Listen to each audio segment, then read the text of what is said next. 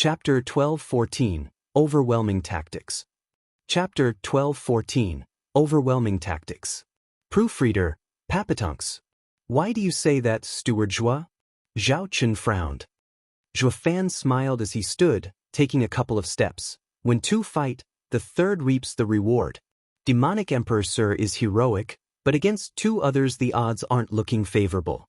You may even win, but the losses will be devastating and turn into a loss in the end, while the other emperors will use this chance to seize Sir's lands.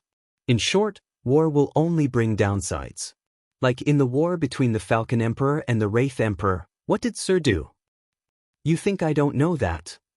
Zhao Chen sighed. It's not I who started this fight, but the other two geezers coming at me. Not defending will be the same as handing over the land, losing not only territory but my name too. With the world seeing me weak, no one would turn to me for protection. Zhua Fan nodded. Yes, by not fighting the losses will be greater, making the war a must. However, it shouldn't be Sir who fights.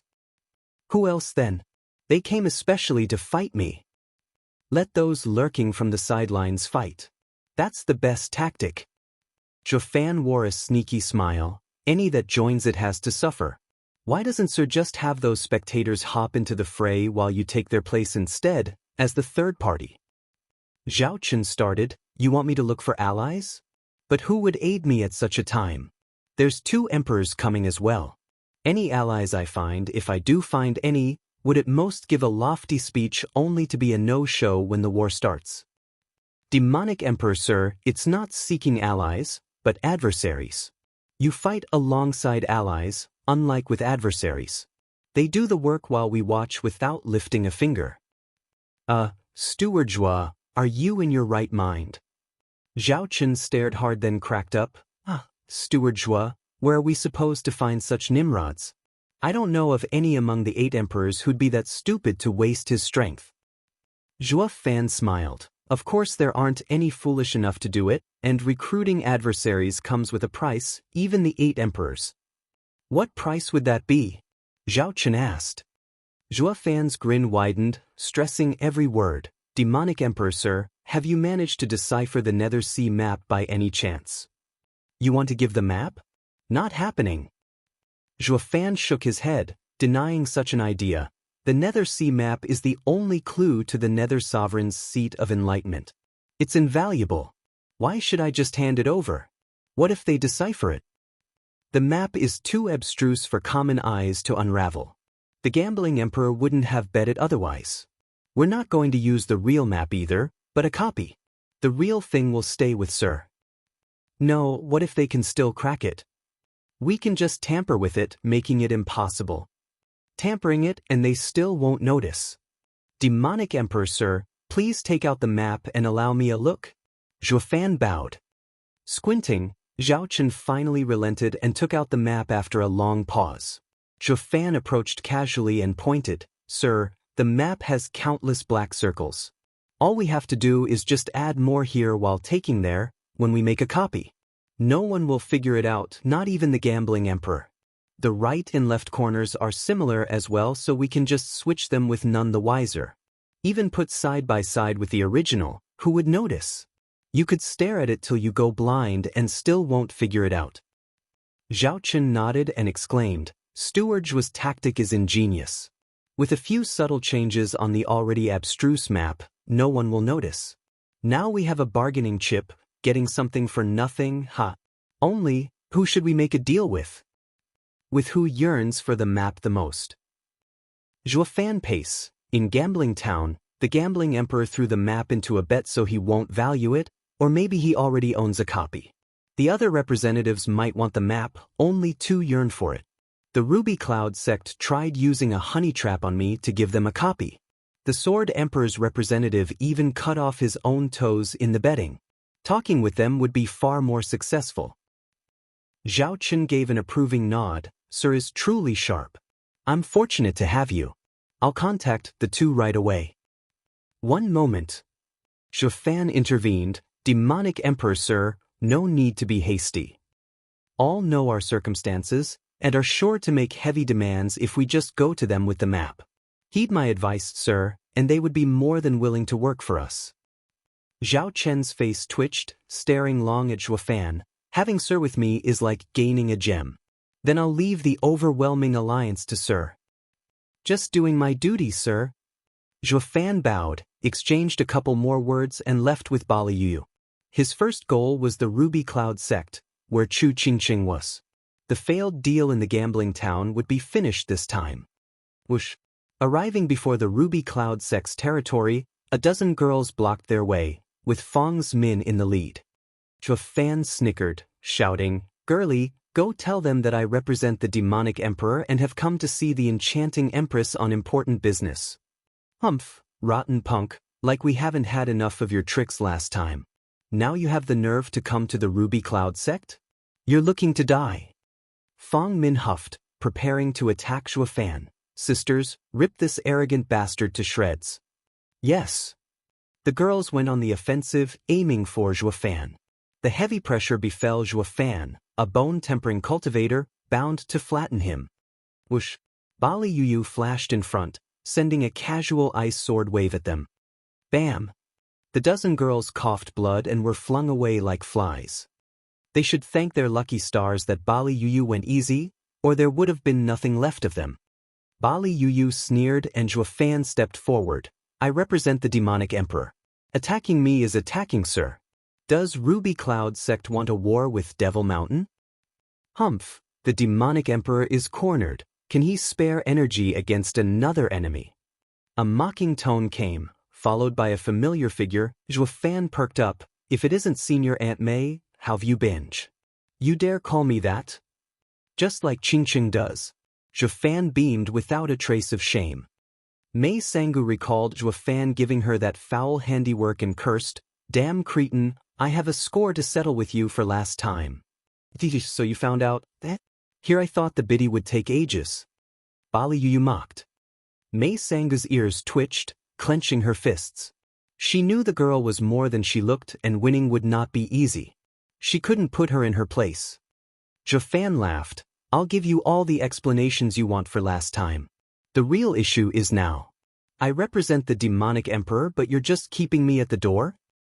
"Huh, and what of it? Devil Mountain's newest servant only knows how to abuse his status." "Huh, Mei Sangu, how is it any different from you?" Zhuofan was grave. "Being the demonic emperor's representative isn't anything great, but that's not for you to say, since you're not worthy. I'm the demonic emperor's representative, here to see the Ruby Cloud sect leader for a deal. Only your sect leader can send me away, for she is the Ruby Cloud sect.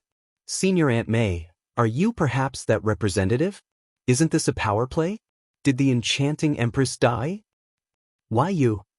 Mei Sangu's face twitched in anger, ready to explode. She wanted nothing more than to flatten him under her heel, but the only option she had was to bottle up her fury. Not only was Bali Yu an unknown guard that she had no confidence winning against, Zhuofan was, unfortunately, right. He was the demonic emperor's representative, and this involved the relations between Devil Mountain and the Ruby Cloud sect. She had no right to take charge here. What a darn shame, a bone-tempering bug had such power, but not her. Mei Sangu's anger flared once more. Dealing with Zhuofan was like losing 5,000 years of her lifespan. Chapter 12:15, Pressing Urge. Chapter 12:15, Pressing Urge. Proofreader, Papatunks. Senior Aunt May, kill him already. Shut up. Are you an idiot to not see I can't? Fang Min rushed her, but Mei Sangu took out her anger on her instead. Dumb girl, you think I don't want to? Zhuofan watched the play with an even smugger grin of disdain. Whoosh. A new figure came before them and Zhuofan cried in joy. Qingqing. Senior Aunt May, Master invited them into the hall. Chu Qingqing was icy, only bowing to Master and leaving right after. Zhuofan figured out why and shook his head. Using that stained paper must have angered her. Bali Yu shoved his shoulder to express, aren't you going to explain? Don't have to, since anything said at this point won't reach her. Zhuofan smiled broadly as he walked under the girl's guidance into the sect. They reached a quaint hall with a mature woman sitting on a high chair. Zhe Fan knew her to be the enchanting empress of the 8 emperors.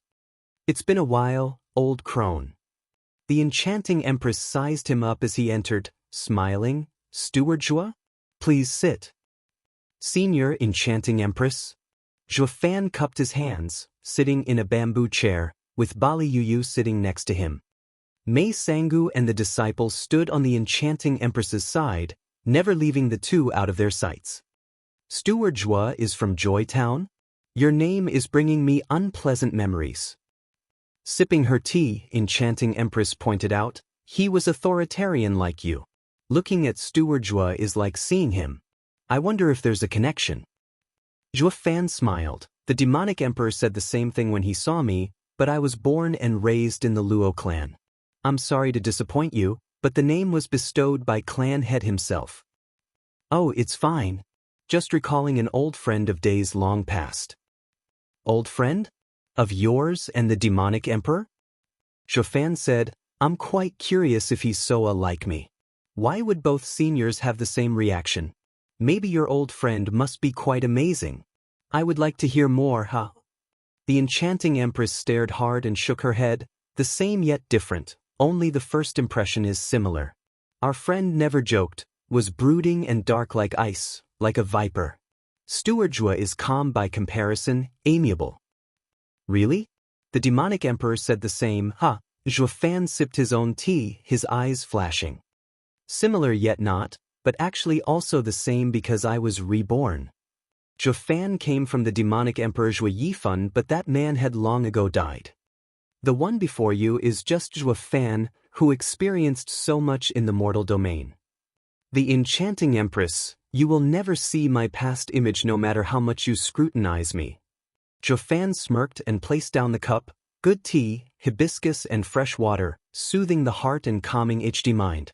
It's just like ruby cloud sect, fragrant and filled with a woman's energy. Steward Zhe knows his tea. Ruby cloud sect's mountain tea is gathered by our maidens with the tip of their tongue in early spring, when they're still pure. No other place has such quality. Tip of the tongue, you say? Zhe Fan rose an eyebrow, looking on the tea tray, which is Qingqing's? I'll have 10 kilos of it, thanks.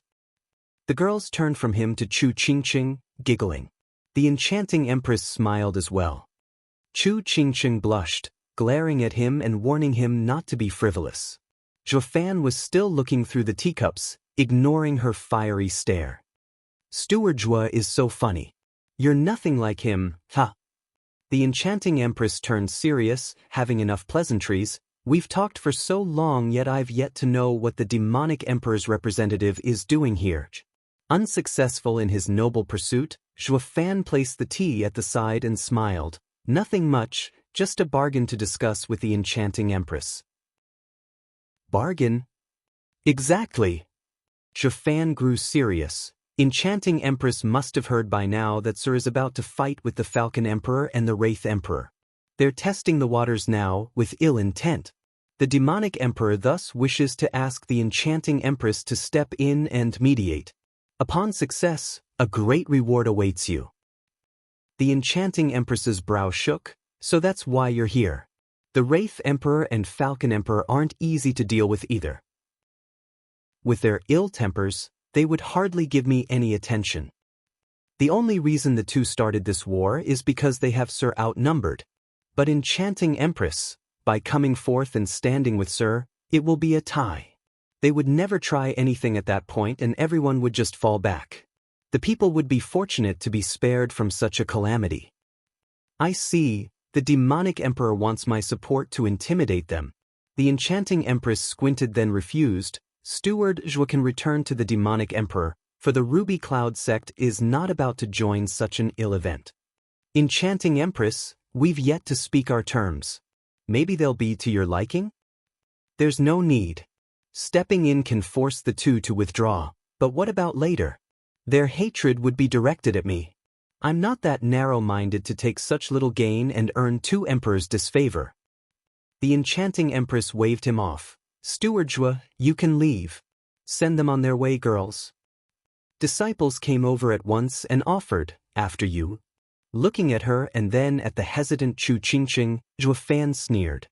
He nodded and stood. I worked hard to convince the demonic emperor to win the enchanting empress over, but alas, ma'am is cold. I'll just have to take it up with the sword emperor and let him have the Nether Sea map. Wait. Enchanting empress shouted at his words. What did you say, the Nether Sea map? That's your term, the Nether Sea map? Zhuo Fan nodded. It is, but not the original, just a copy. Copy? You have the nerve to say that? Mei Sangu flipped at the mere mention of the word. I still haven't paid you back for the last copy you gave me, and now you bring your dirty rags here again? The enchanting empress was grave, staring at him. Zhuo Fan snickered. I was about to mention that. When I raised the proposal, I said I would risk my life to copy the map if you give me Qingqing. But what do? Return to the sect and leave me hanging. I'm not as gullible as Qingqing to believe your lies.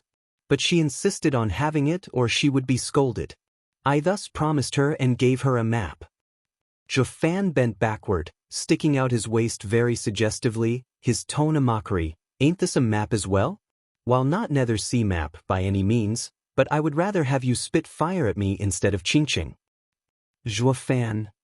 Chu Qingqing was touched and looked, her heart melted. The enchanting empress was grave, and now? Is the map real this time? Of course, the demonic emperor personally offered the deal, so it can't be anything less than genuine. Zhuo Fan shouted. The demonic emperor planned to go for the head of the 8 emperors first, the sword emperor. He just had to show up and the other 2 would easily fall back. But I miss Qingqing and hope to give the Ruby Cloud sect some help. Thus I persuade the demonic emperor to find another worthy ally, recommending the enchanting empress. I did all this so that Qingqing and I could be together. I'm doing this out of personal interest, since the sword emperor is enough to force the 2 back. So why even bother making another map? Enchanting empress nodded. How can we be sure the map is real? When we give you the copy, we'll bring the real map as well so that you can see for yourself. You may also ask the gambling emperor to inspect it for any flaws. In that case, we agree to the demonic emperor's proposal. The enchanting empress shouted with resolve. Since this involved the sword emperor, the falcon emperor and wraith emperor would not direct their anger towards her. The sword emperor was there to take the lead and she'd be safe. Chapter 12:16, Meeting the Sword Emperor Again. Chapter 12:16, Meeting the Sword Emperor Again. Proofreader, Papatunks. With the agreement coming to a close, Zhuo Fan and Bali Yuyu said their goodbyes. The enchanting empress had someone walk them out, urging them to talk about the details later. The enchanting empress gazed into the distance once they were gone, sighing, I can see why a bone-tempering cultivator got such a high position. He has a knack for it. The rash demonic emperor can be said to be soaring to new heights now. Senior sister, you believe he? From his proposal, not only could I not find any reason to refuse, but I also lost the right to haggle. Humph, the brat poses as demonic emperor's representative, but he's smooth enough to make it look like we're the ones winning in this deal. The enchanting empress's eyes shone. Qingqing had no chance against his guile, thoroughly charmed. Sangu watched Qingqing closely. Don't let him take her. Mei Sangu nodded. Senior sister, I know exactly Qingqing's value. I won't let that nameless brat touch one hair on her. The enchanting empress nodded and smiled. In front of the Ruby Cloud sect, a sudden shout stopped the 2 from leaving. Wait. Knowing full well why, Zhuo Fan put on a smile as he turned to his intended. Qingqing, you don't have to send us off. I still need to pay the Sword Emperor a visit. I would much rather be with you and go through a wedding, even raising a cute baby. Sigh, busy. Cut that out. Who'd ever? Chu Qingqing blushed and glared at him. Then she whispered, Zhuo Fan, forgive me for getting the wrong idea about before. I thought you only wanted. My feelings for you are genuine. You don't have to say anything. You'll come to see it in time. Zhuo Fan held her soft hand and pecked her cute cheek. One day I will take you away from the Ruby Cloud sect. Feeling her cheeks burning, Chu Qingqing showed no anger, just lowering her head. She gave a faint nod and a smile filled with joy. Zhou Fan said his goodbye, leaving with Bali Yuyu's piercing stare on him. Chu Qingqing watched them go, her deep gaze filled with emotion. 3 months later, on a lofty mountain range, 2 people walked by. Looking up at the few clouds surrounding a glorious palace, Zhou Fan smiled and cupped his hands. I represent the demonic emperor and request a meeting with the sword emperor. Whoosh. 30 people surrounded them the next instant, holding swords or blades that glinted in the sun. Zhou Fan cared not, while Bali Yuyu showed disdain. You call that a sword? Zhou Fan, you have some nerve coming here when we still have a score to settle from Miss City. A familiar voice echoed as a man stepped out of the encirclement. Zhou Fan smirked, cupping his hands. If it isn't young Master Su Zhenxing. It's been a while. Don't you give me that. Su Zhenxing sneered, you're just looking to get killed, aren't you? In Gambling Town, the gambling emperor's turf, we couldn't touch you, but now here you are, in our own lands. You're practically begging for it. Brothers, sword formation. Kill the bastard and take revenge for Elder Lu. Yes. The men pointed their swords at him and a net shot for the 2 to cut them down. Bali Yuyu flashed in front of Zhou Fan, releasing her power. Thunder echoed as icy lightning sword aura spread everywhere. Boom! Upon contact, a deafening explosion tore the skies.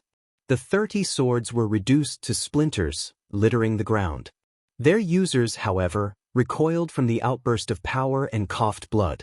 They slammed on the ground, too wounded to get up. Su Zhenxing squinted in shock, his voice shaking. Why you dare raise your hand in the Sword Emperor's land?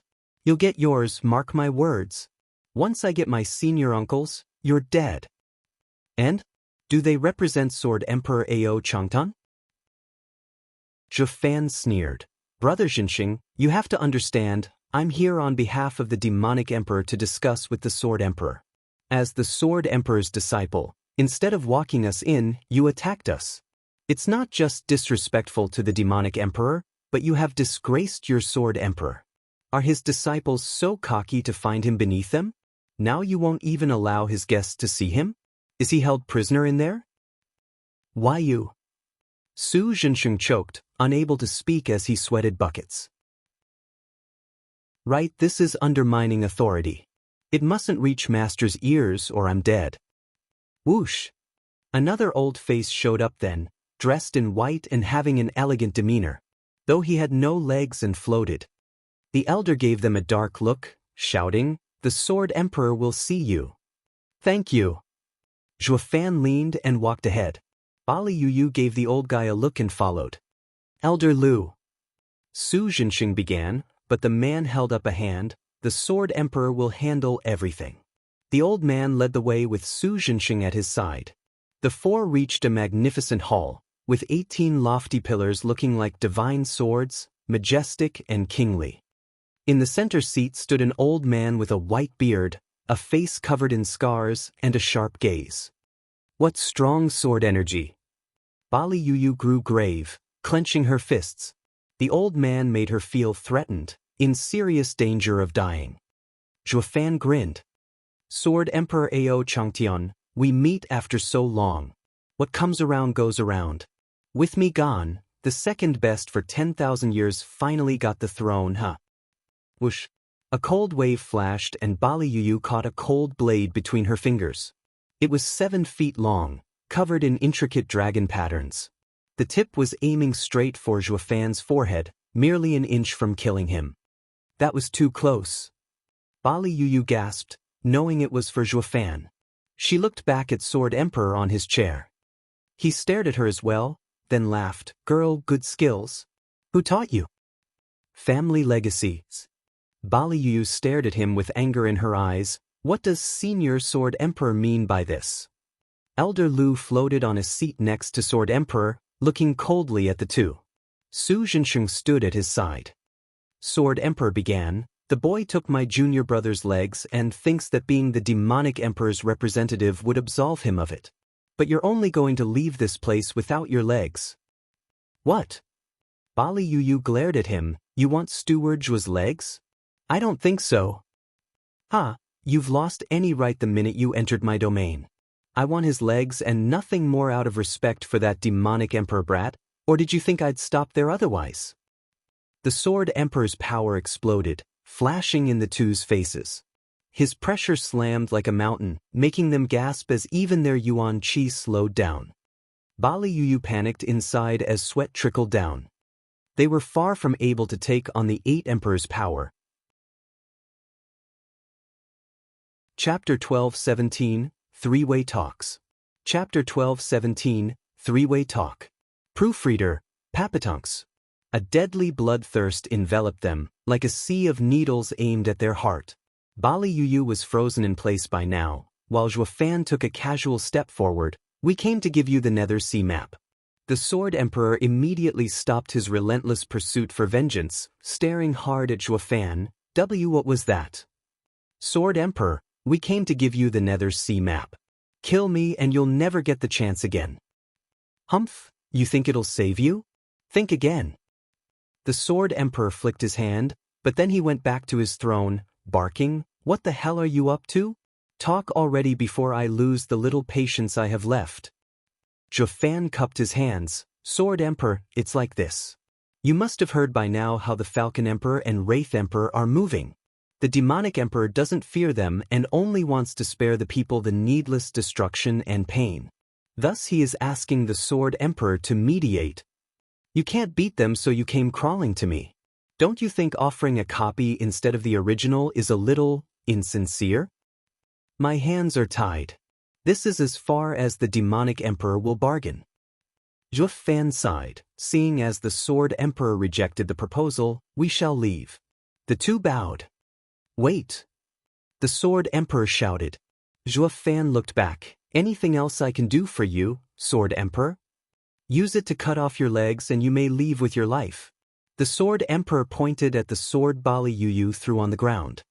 Bali Yu grimaced, awaiting Zhuofan's signal. Zhuofan smiled and sighed. He stared at the sword. Sword Emperor, can't I make amends instead?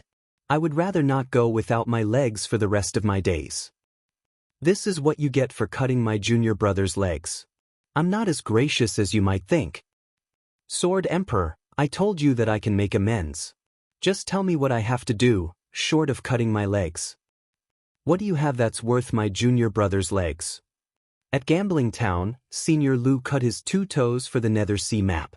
I figured using the same map in exchange for his legs should be worth it. I'm sure Senior Lu would have gladly given up his legs than just to earn the map. The old man eyed the Sword Emperor with a grave look, nodding. The Sword Emperor said, Then hand it over, but can you take it from the Demonic Emperor? Not the original, only a copy, if you don't mind. Copy? Sword Emperor glanced at Elder Lu to see him frowning, then nodding. Anything's better than nothing. It shouldn't be fake either, right? Of course not. I have a way to prove it to Sir, and you can even take it up with the Gambling Emperor to validate it. That's settled then. The girl will stay here as insurance. Sword Emperor clapped, his decision final.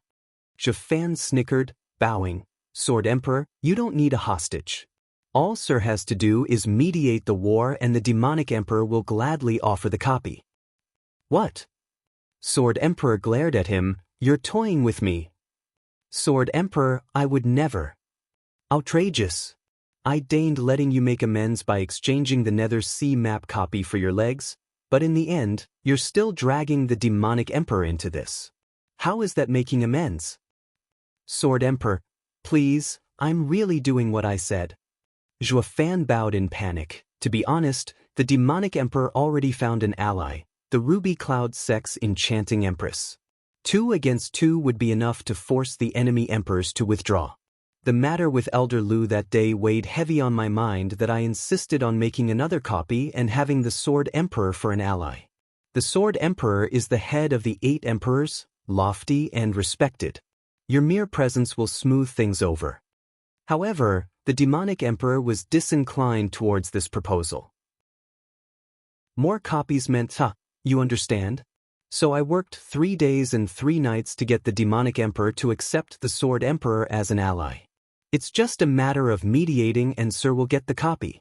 It's hardly any different from doing nothing, isn't it? Isn't this ample proof of my sincere actions? Ugh. The Sword Emperor paused, looking at Zhuofan's smile and said, I can see now how you got a name for yourself in Gambling Town, thanks to that insidiousness and guile. With you by the demonic emperor's side, it's like having 100 more spirit kings. Sword Emperor, you flatter me. That's no compliment but reality. The Sword Emperor waved, fine, you can go. I'll agree with the demonic emperor's request. We'll now wait to meet and settle the rest. By the way, bring the gambling emperor as well to inspect the map. Zhuofan bowed. Thank you so much, Sword Emperor. Farewell. Zhuofan and Bali Yuyu left. The Sword Emperor's face fell. Rotten brat, so cunning that it makes me want to flay him alive, but I can't do nothing to him. Humph, just a bone-tempering cultivator yet. Bam. The Sword Emperor slammed the table beside him to pieces. Su Zhenxing started, Master, we're just going to let him go? Elder Lu's legs? Didn't he say it himself? He made up for it with the Nether Sea copy. Elder Lu looked downcast. But isn't that just a simple trade? It is, but in his view, it's making amends, so that's what it is. He also brought up the Ruby Cloud sect to corner us. We could forego the deal, but all we need to do is mediate and we'll get a copy of the Nether Sea map. We can't let this easy win pass us by. But we could have still cut his legs. He made no amends, just speaking on behalf of the demonic emperor. A deal is one thing while retribution is another. Su Zhenxing's eyes flashed with cruelty. The Sword Emperor and Elder Lu shook their heads. Ashing, when you meet him again, strike him then and there. Don't ever give him the chance to speak. Why? The moment he does, you'd have lost all reasons to do so. The Sword Emperor sighed. I could have done it at first, but lost my chance as he skirted around the Nether Sea map, the reason for the deal. With it in play, I lost all reason to deal with him. He represents the demonic emperor. Killing him means no deal when we truly want it to go through. The kid is bad news, able to save his skin and accomplish the demonic emperor's task. Su Zhenxing started and Elder Lu sighed. The debt for his legs would remain on hold for a long time. A month later, Zhuofan returned to Devil Mountain.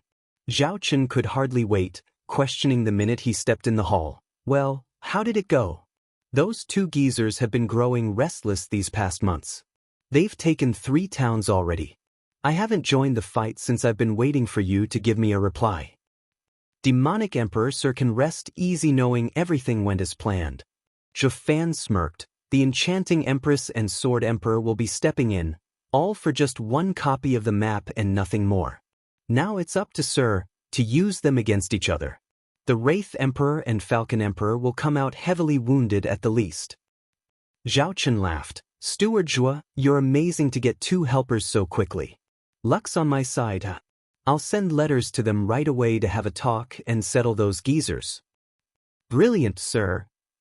Zhuofan bowed, his smirk obvious. 3 days later, Devil Mountain sent 2 jade slips. After 2 more months, the Sword Emperor and Enchanting Empress arrived with their forces, along with a fat man in fancy clothes. Chapter 12:18, Inconsistence. Chapter 12:18, Inconsistent. Proofreader, Papatunks. Wearing a decorated black robe, Zhao Chen took his 20 demon guards to welcome them, with Zhuofan in their lead, of course. Sword Emperor, Enchanting Empress, it's been a long time. I'm thrilled to have both of your support in this matter. Demonic Emperor, please, we came to do our part and receive our just reward. The two replied back with respect. Sword Emperor went right to it. Isn't it time to show us what you promised? We've gone to great lengths to bring experts to appraise it. The Sword Emperor made way as he pointed at a fatty behind. Zhao Chen cried, Gambling Emperor, you're here too. Sure I am. In such a crucial situation, Sword Emperor insisted that I validate the items. I was also free at the moment, so I tagged along to enjoy the bustle. I'm curious if there's been any clues to unraveling the Nether Sea map after taking it from me. The Gambling Emperor smirked. Zhao Chen shook his head. Gambling Emperor, you jest.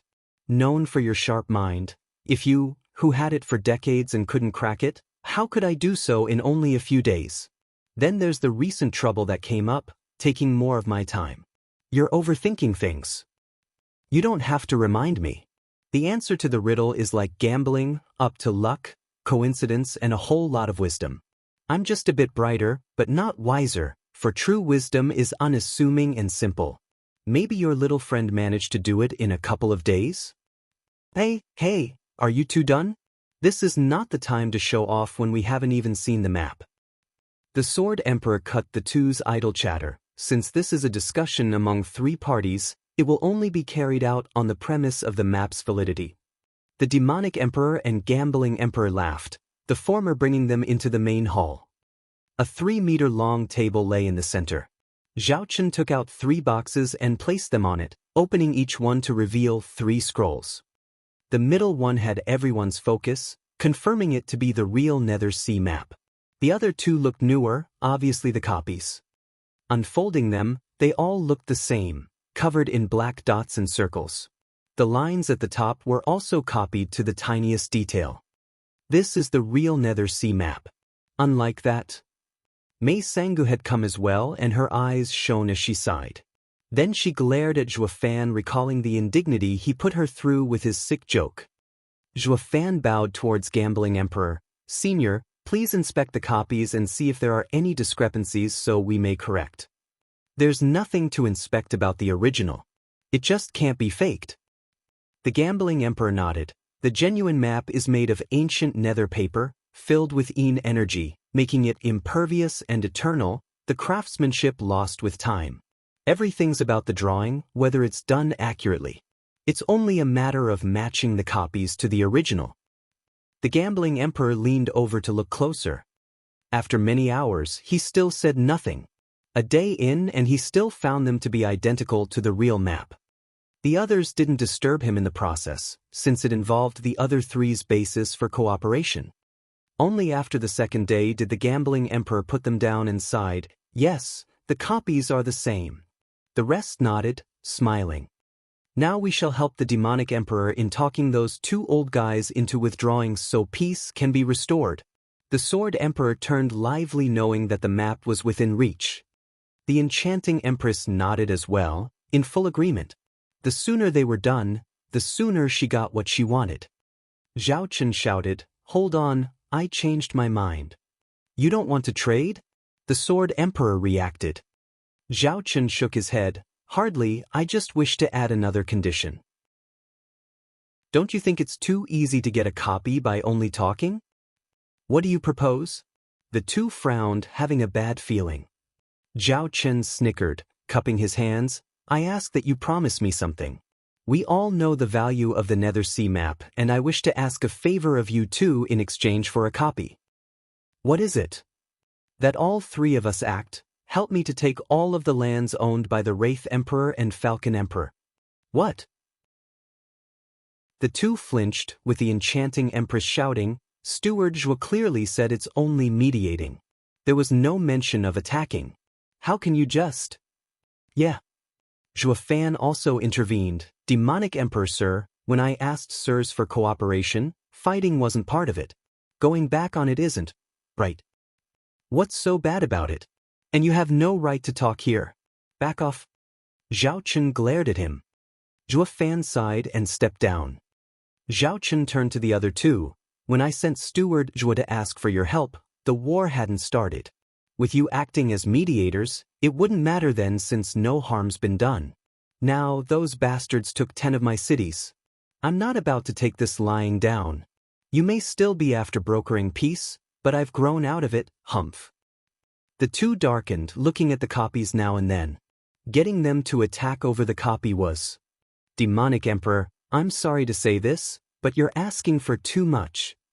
Zhuo Fan was grave, stepping in with a bow. "The Nether Sea map is valuable, but it is merely a faint hope. Deciphering it is still uncertain. Asking the Sword Emperor and Enchanting Empress to get involved in the war will bring them losses, and they have to receive adequate compensation. I propose that after their lands are taken over, the Demonic Emperor would split them with the 2 sirs, making it a common ground to act together. Adding the 2 copies as well, and it sounds worthwhile. Outrageous. Zhao Chen snapped, you want to split my gains? Isn't that asking for much? Zhuo Fan, on which side are you on? Sir, I'm always on your side, but in business, both sides need to be satisfied. How else are they to help you? No, the most I can offer is 20 cities, since I'm still throwing in the 2 maps. Demonic Emperor. I believe Steward Zhuo's proposal to be reasonable. We will divide everything evenly among us 3. That's the only way for us to involve our own forces. Enchanting Empress, don't haggle with me. I'm even giving you the map. Zhao Chen roared. The Enchanting Empress said with a cold smile, right now, you're surrounded on all sides. What good will a piece of paper do when you're burning to the ground? In any case, if you want us to fight, we can, but we're not about to suffer for nothing. Sword Emperor, are you up for some charity? Haha, I'm no fool to accept such dumb demands. Why you all? Demonic Emperor gnashed his teeth, flinging his hand in the air. Fine, have it your way. We'll split it 3 ways, that's our agreement. As for the maps, we'll have them of course. Why the hell would you? Because those 2 came for you. It wouldn't bother us at all if we just stayed back while you needed us. Sword Emperor sneered, the map is the reward for our cooperation. The Demonic Emperor was huffing and puffing in anger, but finally turned away. Fine, do what you want, making me lose so much. And you talk too much. Zhao Chen pointed at Zhuo Fan, barking before going to his chambers. Zhuo Fan sighed, while the 2 emperors were smug. The Gambling Emperor gave Zhuo Fan a long look, sporting a crafty grin. The kid sure is something else. Steward Zhuo, we would like to make a copy ourselves. Could we? Zhao Chen was gone now and the Enchanting Empress asked Zhuo Fan. Zhuo Fan frowned, giving her a dark look. We had the copies prepared already. Why would you bother for more? Do you doubt? No. We just wish to feel for ourselves the fascination of the Nether Sea map. Zhuo Fan smiled after some difficulty. As you wish, but please give your copy to the Gambling Emperor for keeping. The Gambling Emperor is fair, always neutral. Once the deal is done, each of you can take your copy from him. We understand. The Enchanting Empress and Sword Emperor took out paper and started copying the Nether Sea map. Zhuo Fan sneered inside. These geezers are the same, cautious to the extreme, huh? Chapter 1219, 8 Emperor Wars. Chapter 1219, 8 Emperor War. Proofreader, Papatunks. The Sword Emperor and Enchanting Empress were obsessed with the map at this point, taking their good time copying it and then comparing it for good measure. This whole process took a week, before handing the paper to the Gambling Emperor. Zhuo Fan sent the 3 great people on their way, as the representative of Devil Mountain, to get ready for war. Zhao Chen looked to not have gotten over his loss in this deal and never showed up in the meantime. The emperors felt even more gratified by his demeanor, like they won big. So they saluted Zhuo Fan as they left. The Gambling Emperor gave him a long look. Demonic Emperor has earned heaven's favor to have Steward Zhuo by his side. He left flying, under Zhuo Fan's watch and grin. How was it? Did it work? The Demonic Emperor strolled out and smiled in joy. Zhuo Fan bowed. Sir, everything went perfectly. To get their copy as soon as possible from the Gambling Emperor, they're sure to help us crush the other 2 quickly. Steward Zhuo is incredible, getting those 2 to fall for your scheme with a few words and coming to my rescue. They wouldn't have taken such a risk otherwise. Demonic Emperor, sir, all I did was play a little mind trick. Zhuo Fan's eyes shone. Asking them to fight for us by using the map as bait wouldn't have worked. So we had them act as mediators first, fooling them into coming to the talks before changing your mind. They were promised the map, but now that the Gambling Emperor has validated it and seeing it so close, they couldn't bear the thought of missing out.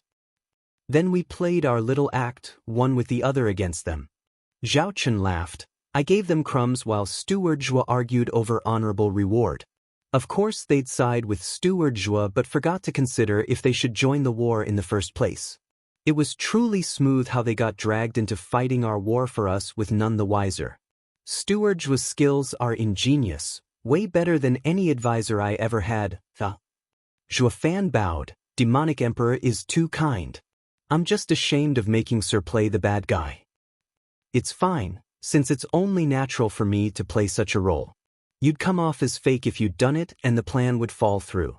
What mattered was for this deal to work. And they wanted the Nether's sea copy, humph. Zhao Chen sneered. Zhuofan nodded with his own cruel smile. He took out the real map and splashed water over to clean it. They wanted to copy the original, never imagining we'd tampered with it, adding more black circles. They still have a fake in the end. It's all due to Steward's clever thinking, anticipating such a situation. You have my complete admiration. Zhao Chen's eyes flashed and both cracked up. Zhao Chen said, should we now gather the men and join them in raiding those old fools' lands? No, Demonic Emperor, we cannot join this war. Why not? Zhao Chen stated, those two came for me and I have to be a part of this war. Steward Zhua, do you have another devious plot? Zhuofan gave a vague smile. Demonic Emperor, think about it. With 3 emperors, those 2 will fall, no doubt about it. But when push comes to shove, what of our allies? Knowing the enemy is going to be defeated, they would give their all to fight in anger and hatred against such indignity. Our losses would be huge while our allies would just wait at the side. They would have some losses as well, while us and the enemy would be crippled, making them the real winners. Yes, none of those 8 emperors are good. They'll be sure to do this. Zhao Chen gnashed his teeth. Zhuofan grinned. Then, when they fight, we just do nothing. The enemy would give their all against our allies, making them suffer while we watch them burn from a safe distance. When the outcome is obvious, we join in as allies and win everything. Isn't that better? Yeah, we won't lose 1 man and would get 1/3 of those 2's lands. Zhao Chen's eyes shone with joy. Steward Zhua, amazing as ever. I did say, Demonic Emperor, to look for adversaries and not allies, and found I have. Zhuofan's eyes shone. Zhao Chen was over the moon. Thrilled and oblivious at this careful net being laid out, meant to drag him down to hell as well. A month later, the Wraith Emperor and Falcon Emperor had no trouble at all taking 20 more of Demonic Emperor's cities. The rest of the world found it odd. Even with 2 emperors against him, Demonic Emperor wouldn't just sit still, right? Letting his lands be taken away without even a fight. The attackers themselves found it queer.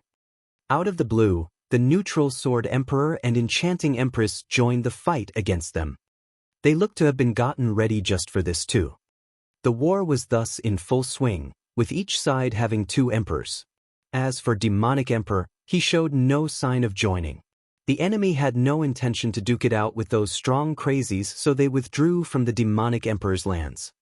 The Demonic Emperor still hadn't sent 1 soldier on the front or recovered his lands.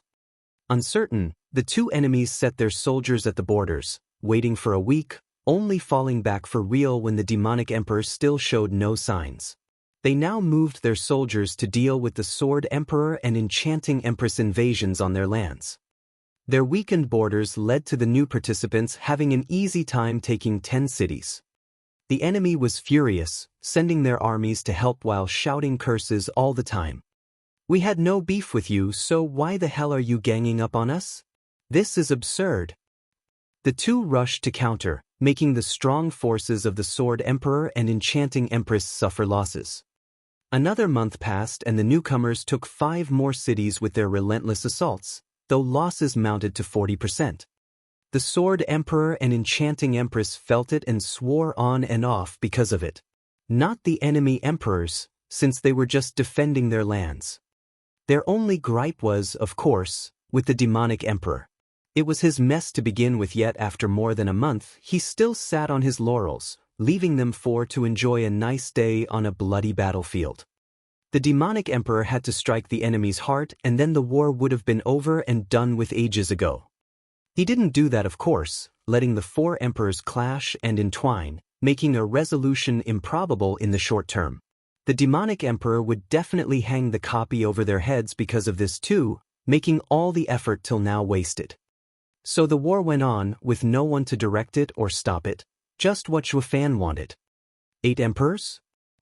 Letting you rulers kill each other is the fastest way to fall. So go ahead, tear each other apart to your heart's content, ha. Over the bloody battlefield, with limbs and corpses rotting in the blazing sun, a 2-mile-long bald eagle cast a dark shadow with its huge wings.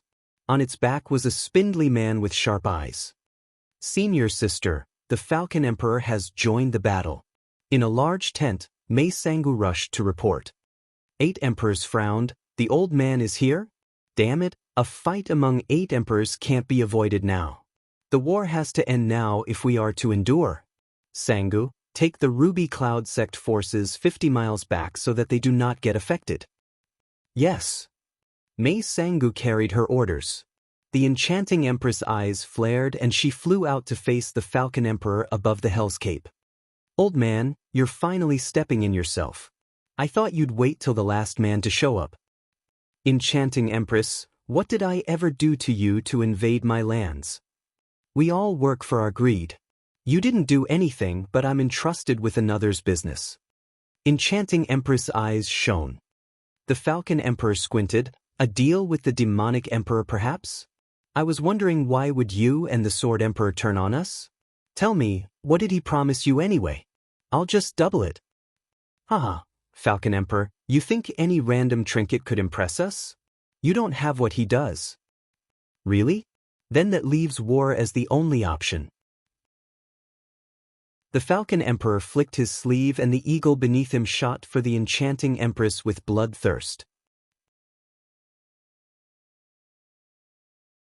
Chapter 1220, The One from Sacred Mountains. Chapter 1220, The One from Sacred Mountains. Proofreader, Papatonks. Lofty Falcon. The Falcon Emperor waved and a golden falcon flew out from his body, high above, growing larger and larger as it enveloped the sky. It flapped its wings and shot golden feathers down like meteors. Everything in 1,000 miles was covered in craters. The ground quaked, the air warped, everything ended up reduced to nothing from the overbearing power.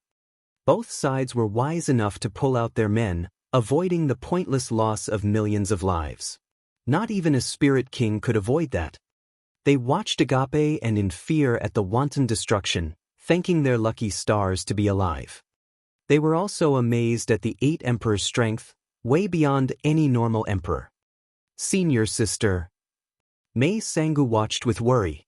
An eerie laughter jarred their ears. Falcon Emperor, using the imperial mark off the bat? You're going all out, I see. Whoosh. A swirling wind came out of nowhere, removing all the dust. A stem hundreds of meters long, adorned with golden lights and petals emitting faint ethereal fragrance, winded its way upward, blossoming in this wretched battlefield. The enchanting empress sat upon it, showing mesmerizing charm and a coy smile playing on her lips. Imperial mark, heavenly jasper? The Falcon Emperor smiled. My ascending divine falcon's soul rules the skies while your heavenly jasper's soul roots in the endless earth. It's like a battle between heaven and earth. The enchanting empress said, the heavens and earth coexist, as do yin and yang. Despite being opposite, they can't overcome each other, unlike us. For someone always falls. Humph, since time immemorial, the heavens are lofty and the earth is base. You're the one who shall fall. Let's see it then, shall we?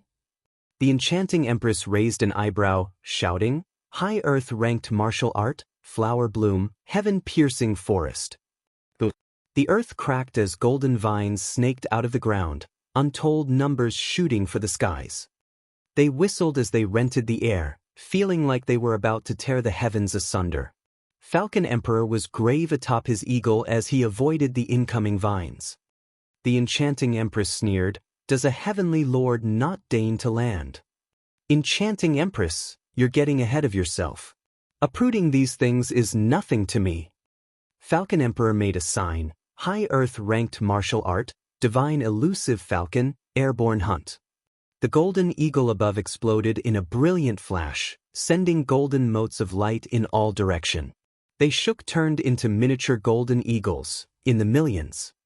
There was not a place that hadn't one. The enchanting empress turned grave, making the vines cover her. Explosions echoed all around her.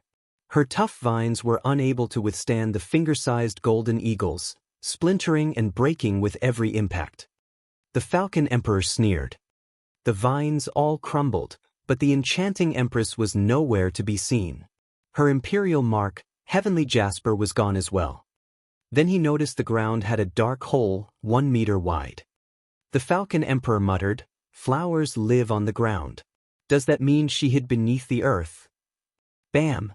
Dust flew everywhere as a root shot from under the earth, straight for him.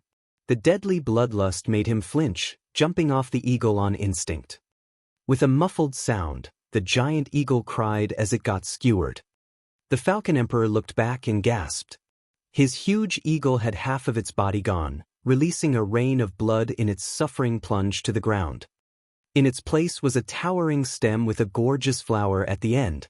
Though this flower not only had thorns, but teeth and a bloody maw as it tore through the eagle's body. The blood pulsed through its veins down the stem, giving it a ghastly look. The enchanting empress was still atop her flower, giving him a wicked smile of contempt. To think the heavenly jasper is a carnivore. The Falcon Emperor clenched his fists and threw his hand out, making golden lights gather behind him to form a 300-meter-long golden eagle. "Enchanting Empress, you killed my mount, so I'm going to gut you like a trout and offer up your soul to my divine falcon." The enchanting Empress said, "Any slower and the 10th level spiritual beast wouldn't have been the only casualty." "You lost back there and are still blustering about? Shut it, enchanting Empress. Today you're plucked, one petal at a time." "What did you say?" The enchanting Empress was outraged. "I said you're plucked. Die." The enchanting Empress made a furious sign and her man-eating chair shot for the skies. The earth shook with its movements as thousands upon thousands of vines shot out as well, aiming for the Falcon Emperor. The Falcon Emperor was no pushover either, trembling and releasing a lofty eagle cry as he dived along with his golden eagle. The blazing sun above sent its rays to help, turning into firebirds in the millions. The sky warped and the earth caved as the two relentless cultivators unleashed their heavy attacks. Even as they had yet to clash, the thick and calamitous power they unleashed reeked of death. All spectators shuddered with the fight reaching Durdai. "Stop!" A shout rent the skies, making the two halt their attacks. Whoosh! Understanding their situation, the man never thought of the possibility the two could pull back their attacks. "And since you can't stop, I will handle them myself." Two booms echoed that startled everyone. At the peak of the skies, two white sword waves shot down, 100 meters in length, straight for the two. The rising vines got pruned down to their molecules, while the diving golden eagle got bisected, before turning into harmless lights. A 300-meter large image of a man carrying 18 swords on his back used his large hands to clasp on enchanting Empress Carnivorous Flower and Falcon Emperor's golden eagle. "This?" The two cried, "Spirit, body, soul? The saint. I am the 6th sacred mountain saint, he Xiaofeng." The huge image held in the center of his head an eminent youth staring down at them. "I heard of the 8 emperors going to war, bringing chaos and destruction among the people, so I came to put a stop to it. Give up. My attacks would have cut your souls and yourselves if they were aimed at your imperial marks." The two gasped and bowed. "Thank you, Saint, for your mercy. We're forever grateful." "Cut the crap. We came out because of orders to discuss with the 8 emperors. But it turns out you guys are nothing but idiots to fight over fortunes." He Xiaofeng decreed, "You are to go to the Sword Emperor's place within the month. We'll talk there." He Xiaofeng released his hold on them and vanished. The two emperors stood stock still, seeing the fear in the other's eyes. This saint had always been in seclusion. What's he doing out? The last time that he came out was due to 9 Serenity's secret records. Is this time because... The enchanting Empress' heart sank. Curses, here comes another struggle for treasure. The sacred mountains are no saints after all, humph. The Sword Emperor and Wraith Emperor were at their throats with their deadly attacks when an old man popped in to put a halt to their senseless destruction, telling them the 8 emperors were to gather. Thus, the curtain fell on the War of 5 Emperors, with neither party coming out pleased. As the big bad boss above came down, the little guys could no longer act tough and do what they pleased. Chapter 12:21, Summons. Chapter 12:21, Summons. Proofreader, Papatunks. Someone from the Sacred Mountains came? In Devil Mountain's main hall, the demonic emperor shouted out after the Sword Emperor's messenger left. Then his fury exploded and he smashed a good table to splinters. Damn them all. They just couldn't pick a better timing than right when things were getting heated up. I was just about to charge in and sweep everything, but they just had to butt in and ruin everything. So many losses yet fricking nothing to show for it. Curse them.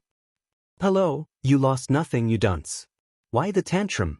It should be the Sword Emperor, Enchanting Empress, and me in particular, who should be raging.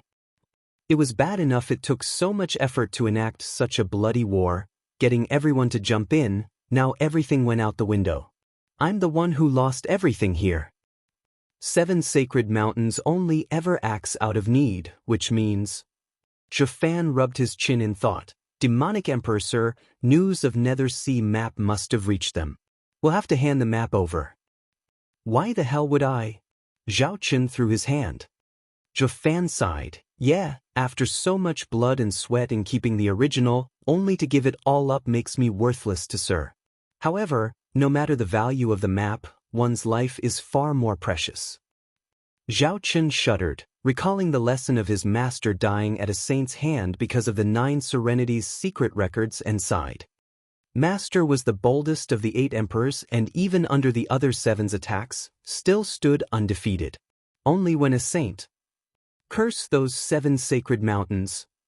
Zhao Qin raged inside, evident by his ragged breath, his face turning red. Zhuo Fan said, Demonic Emperor, sir, have you cracked the map by chance? It would make giving it up all the more easier. Crack it? You think you can up and resolve something so abstruse over lunch? Zhao Qin sighed, I wouldn't care about giving it up either if I had. Zhuo Fan's eyes shone, an idea struck me that might help. Oh, Steward Zhuo, you saw through it? I can't say for sure, just that I might know where to start. That's better than nothing. At least we could try it on a copy we make. Zhao Qin laughed, taking out the map. Steward Zhuo, what's your idea? Tell me. Zhuo Fan leaned and pointed out a corner. I was struck by an idea that this map might be just a star chart. Steward Zhuo, can you read the stars? Somewhat, with my low cultivation, I could only invest my time in other areas, lest I was content to remain pariah. Zhuo Fan continued, Sir, look here, these corners seem to resemble star clusters, and this looks just like the night sky. It's just so hard to make it up with all of them so tight together. Zhao Qin frowned hard and exclaimed, These extra black dots do interfere, Steward Zhuo. Just tell me about the sky area you can see while ignoring the one that eludes you. Demonic Emperor, sir, that's brilliant. I was thinking the same thing. Zhuo Fan smiled and took out a paper to put over the other. Look, sir, this is the rough star chart. Zhao Qin nodded, then his eyes lit up as he looked. Isn't this a map of sacred domain? Good going, sir. The image formed does look like the sacred domain's map. Haha, then follow the stars and draw out the sacred domain outline. Nether Sea must be somewhere on it. But where? Zhuo Fan smirked as he played along. I can't make out this part. The star positions, the shape, like 9 rings. Maybe Underworld's star cluster. Wait, Underworld. Right? Diviners look at the sky to determine one's fate. If there's a bright star in the Underworld star cluster, that means they're going to die. Zhuo Fan pointed out. Zhao Qin considered it, then smiled. Nether Sea must be where the Underworld River is. The Death Star's location must be the door to Nether Sea. We did it. Nether Sea map's mystery is resolved. Ha, Zhao Qin laughed wildly. Zhuo Fan bowed. Amazing, sir. Congratulations. Come, Steward Zhua, you're going overboard. Something tells me you cracked it already and only came here to tell me. Zhua Fan shook his head. Sir, I'm but a fool. You don't have to push the credit on me, to stroke my ego. I could never have the heart to cast out such a talented genius like you, Steward Zhua. So don't play the fool with me and suck up to me. Zhao Chen beamed as he put the map in his ring, patting Zhua Fan's shoulder. Once I get Nether Sovereign's cultivation method and become a saint, no, a sovereign, you'll still be at my side, above everyone else. I won't ever forget your dedication, ha. Thank you, sovereign. Zhua Fan bowed, snickering inside. Since you want Nether Sovereign's legacy, by all means, take it. Just be sure to take the rest with you, all right, huh? A month later, the 8 emperors took their closest people to the Sword Emperor's place. Despite being the owner in his home, he didn't feel like one. In his seat sat a youth, He Xiaofeng, and an old man next to him stood with a ruthless glimmer in his eyes. Greetings, saints. Everyone below bowed. The elder said nothing, with He Xiaofeng speaking, rise. Thank you, saint. The people sat and He Xiaofeng swept them with his cold eyes. Where is demonic Emperor Zhao Chen? What may I do for you, saint? Zhao Chen bowed at once, meek. He Xiaofeng demanded, I heard you have the Nether Sea map. Is this true? It is, saint. Have you resolved its mystery? I'm but an oaf, saint. None of you are worthy of being able to unravel such a treasure anyway. He Xiaofeng sneered, not bothering masking his condescending tone. His voice was soft, yet strict as well. Give it here. Zhao Chen took out the map and presented it. Saint, here it is as requested. He Xiaofeng nodded and took it for a closer look with a chuckle. Then he gave it to the old man. You're not mad about giving it up? The elder spared it a glance, then asked Zhao Chen. Zhao Chen showed an ingratiating smile. It has been my only wish to offer the map to Saint. How could I ever be mad? I would have long come to you and offered it, but I feared disturbing Sir's cultivation. Leech. The others wore bright smiles but thought the same thing in their minds, cursing his despicable behavior. They were clueless that Zhao Chen had already seen through the map. Good, I'll remember you. The elder looked skeptical as he stared Zhao Chen down. Have you made any copies? I can give it to you to make one, as a memento. Zhao Chen shook his head. Saint Sir, you wound me. Since I offer you the map with all sincerity, I could never do such a thing. My only wish has been to serve Sacred Mountains. All our 8 emperors' duties are to maintain the world for Sacred Mountain, to let Sirs reach higher enlightenment. How could we ever yearn for something like a sovereign's seat of enlightenment? I, of course, made no copies, huh? You're really not bad. The old man nodded and showed a weird smile. Much better than your master, Yue Yifan, at least. That guy didn't know his limit, trying and failing to rely on the demon sovereign's legacy to rise above the 7 sacred mountains. But you never even thought about it, settling down instead. Saint is most gracious. Zhao Chen bowed with a beaming smile. Humph, I never got the chance. Who the hell would want you hanging over them? Who among the 8 emperors doesn't want to stomp you under their heels? It's only a matter of time before I will, Zhao Fan next to him had a dark look, recalling how a saint came after his life and clenched his fists. Those bastards from the 7 sacred mountains rely on the world's resources to seek Tao, but did they rise above its affairs? The 8 emperors rule half of sacred domain, but they would never escape their control. A bunch of fools who stand outside the secular world, but always think of it, are stuck unable to reach the sovereign stage, only wasting the sacred domain's resources. Serves you right. Any random mutt would have been flying if you've done it by now. Speaking of those truly touching the cusp of sovereign stage, then all those seniors I brought from the mortal domain with their world of experience and focused solely on Tao have a better chance than you. Fakers and posers got no chance.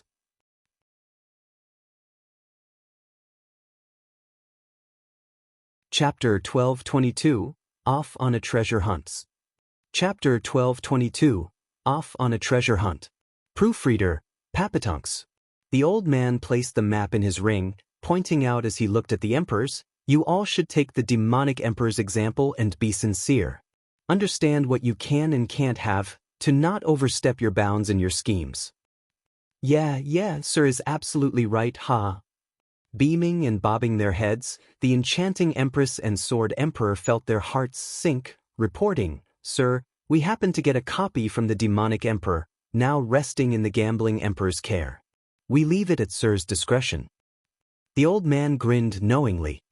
The gambling emperor's heart froze and presented the copies with nothing but respect as absolute power demanded. "Here are their copies, sir." "Right."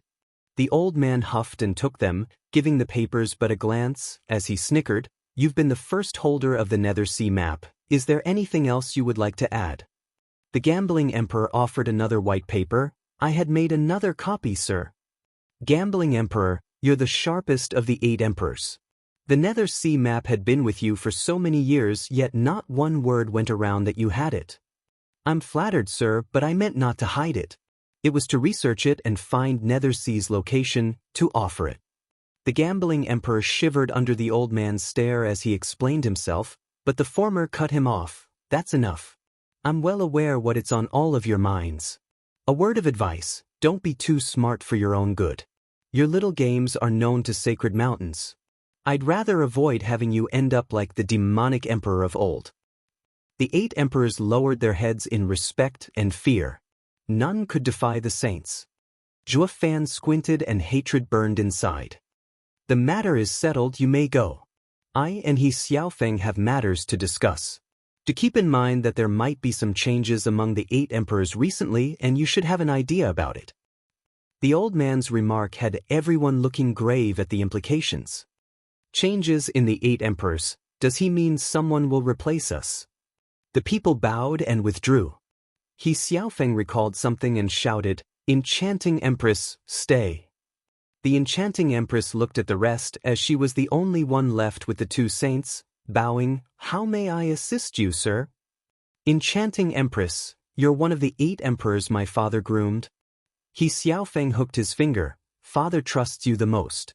What of the matter you reported to father 100 years ago?" Enchanting empress smiled and nodded, "Sir, Qingcheng is good. Shouldn't you arrange a meeting then?" He Xiaofeng's eyes shone, "You raised the girl for so long, so don't you think it's time for her to come with me to sacred mountains?" "It's too sudden." "Perhaps, the ancient records do say her refusal will complicate things." He Xiaofeng sighed, "My unique position and fear of arousing suspicion prevented me from bringing her into sacred mountains from the beginning. It would have been so much easier if we had just grown up together." Enchanting Empress nodded, with the old man smiling. "Xiaofeng, don't worry, as the young lord of the 6th sacred mountain, capturing a girl's attention can't be easier. Am I right, Enchanting Empress?" Yeah, ha." Enchanting Empress bobbed her head, feeling conflicted. That was before. Now the girl is only getting closer to another man. Maybe so it should work. That kid is nothing before the lofty young lord of sacred mountains. The 7 emperors left the hall and gathered around to brainstorm the reason behind keeping the enchanting empress. Sure, they all clashed on an average basis, with even having a war not a month ago, but before sacred mountains, they found a common ground to unite them and discuss their situation. What's the enchanting empress connection with the 2 saints? Why do they keep her back every time? Who knows? The Broad has a large circle of friends. When dealing with Zhuo Yifan, we were the only ones who knew about him. Even with our swift speed, somehow the saints got wind of it a bit too fast. Something tells me that she was the one who leaked it. No way? With the coming of a saint, none of us would get anything from the 9 Serenities' secret records. Why would she do something that got her nothing instead? What's the point in bringing up the past? Now it's what matters. Sacred Mountains said they want to reorganize the 8 emperors. We need to consider our course. They went silent as they sighed. Zhuo Fan eavesdropped from the side, glancing at the closed hall's doors. Those rotten broads are with the Sacred Mountains? Regardless of Sacred Mountains' intent for us, We have no power. Rather than shake in our boots over what might come, we should go home, meditate, and clean house. Zhao Chen spoke first, cupping his hands. Goodbye. Zhuo Fan left with him. The others got curious. They knew the demonic emperor to be a powder keg ready to blow most of the time, so why was he so fine with how things turned out? Peculiar. The gambling emperor watched them go with a glimmer in his eyes. Something must be up. Maybe they don't care about Sacred Mountain's decision? That just can't be. A week later, Zhao Chen was back in his hall on Devil Mountain, alone with Zhuo Fan. Haha, Sacred Mountains? Once I find the Nether Sovereign's seat of enlightenment and gain his legacy, there'll be nothing. The age of a sacred domain dominated by sacred mountains is over. The time for my rule has come. Zhao Chen said with excitement. Steward Zhuo, gather the men at once, but only the most loyal, to go with me in search of Nether Sea. Zhuo Fan bowed and shook his head. Sir, there's no rush. The saints have yet to leave. They might just be coming for us once we move. Right, Steward Zhuo. With those bastards here, they'll be sure to mess things up. I don't want to end up like my master. Zhao Chen said. Steward Zhuo, when should we act then? We can take our time since no one can resolve Nether Sea's riddle overnight.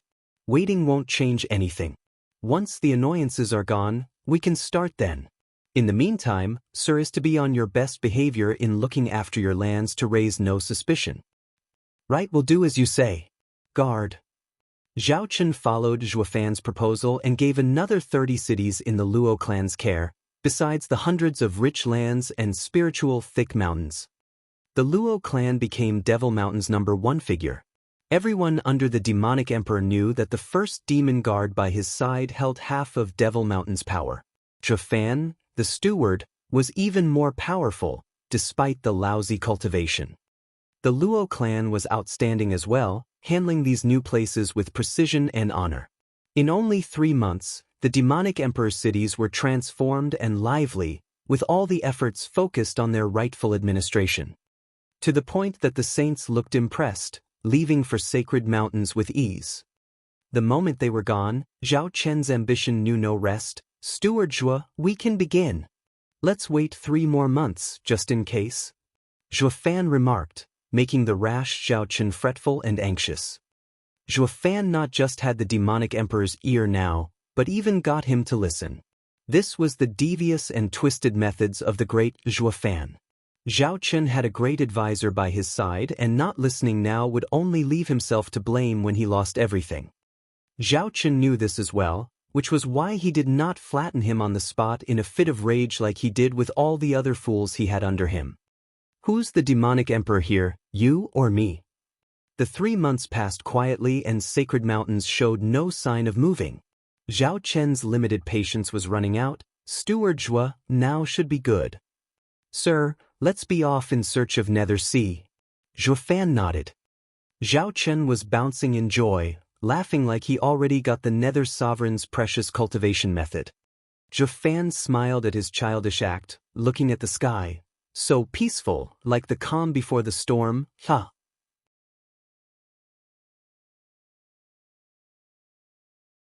Chapter 12:23, Snatched. Chapter 12:23, Snatched. Proofreader, Papatunks. Whoosh. Figures landed in a thick forest, with demonic Emperor Zhao Chen in the lead.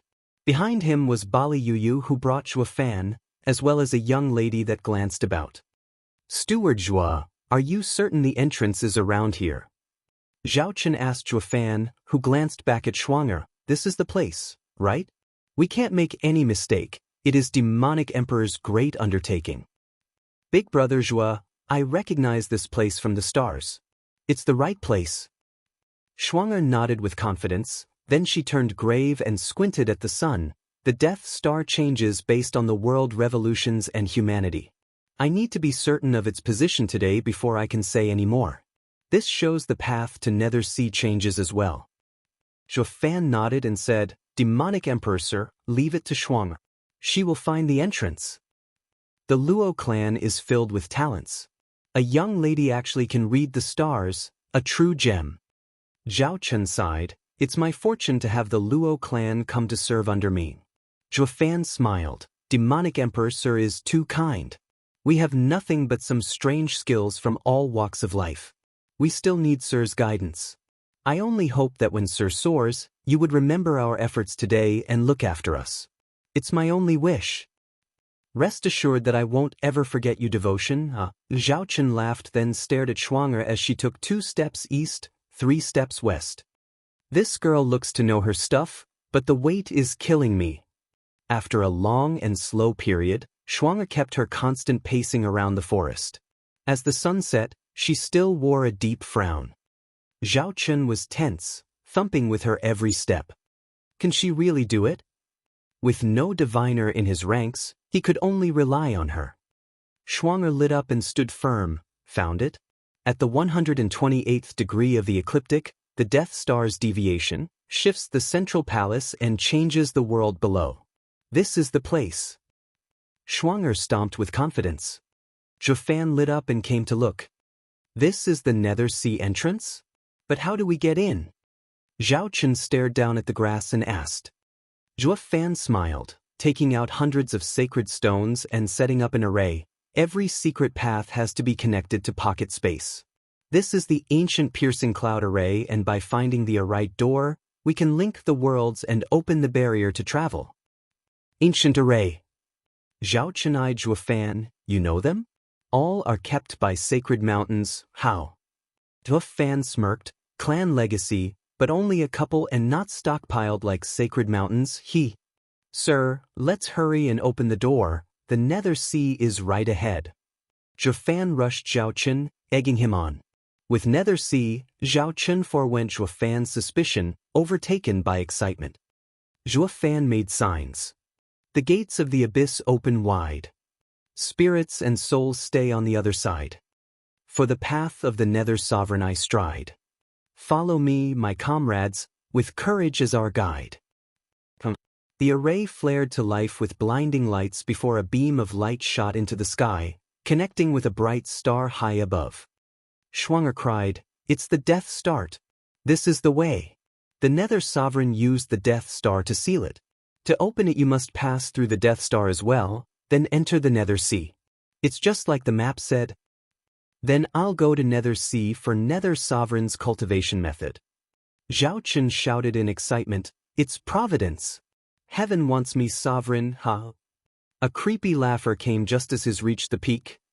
Demonic Emperor, you really did crack the Nether Sea map. You didn't let me down, waiting for half a year. Who said that?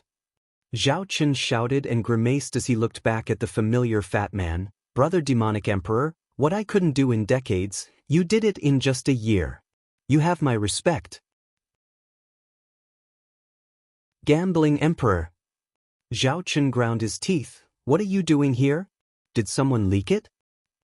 There was no need, for I planned on watching anyone who had the map from the moment I threw it away. But I gave it up. Why are you still stalking us? True, you did give it up, but your acting was too obvious something was up. The Gambling Emperor snickered. All of Sacred Domain knows of your boiling rage and temper. You just got the map then forced to hand it over soon after, yet you were more than happy to? Something's just isn't right here. Then when we left the hall, you ran away on the spot, becoming even more suspicious. Sure, the possibility of cracking the map was highly improbable, but I still tailed you this half a year every minute on the hour. Lo and behold, you haven't let me down, finding the entrance. Demonic Emperor, thank you for that, Zhao Chen balled his fists, his eyes spitting fire. He toiled to find this place only to let others take it. Zhuo Fan watched in silence, snickering in his mind. He long noticed the Gambling Emperor's gaze and merely omitted mentioning it. That was why he leaked the truth of the map to Zhao Chen when news of Saint's appearing came. Zhao Chen would then hand over the map and draw attention with his weird behavior, all to fan the flames of conflict. The 5 Emperor War ended up a bust, but now you'll be sure to fight to the death. There's but one Nether Sovereign legacy and you must keep it a secret as well. Now fight and kill for your survival and future. Zhuo Fan sneered inside. The two were about to do just that when a proud full voice came, Oh, demonic emperor, gambling emperor, you guys found the entrance and plan on having it all to yourself? We did have a deal. No, so shouldn't you share it with the Ruby Cloud sect as well? Enchanting Empress. The two whipped their heads back. Whoosh. The enchanting Empress brought a dozen disciples with her as she floated down with a smirk. The two huffed, with demonic emperor demanding, gambling emperor, this broad has a loose tongue. Let's just deal with her first, then settle the Nether Sea afterward? It's always best to lower the shares. Agreed. The gambling emperor gave a cold smile, ready to kill. The demonic emperor took a step forward, his eyes cold. The enchanting empress mocked them. You two are so cruel, and we even work together too. Gambling emperor, weren't you always fair? Now you two are ganging up on a poor frail soul? There's no ganging, but you're just too meddlesome. Zhao Chen leaked black energy. I gave you the copy that you ended up handing over. All cooperation between us is gone. Since this isn't the gambling table, there's no room for honor. Gambling emperor sneered. The enchanting empress smirked. I knew you weren't going to be fair, so I brought someone who would.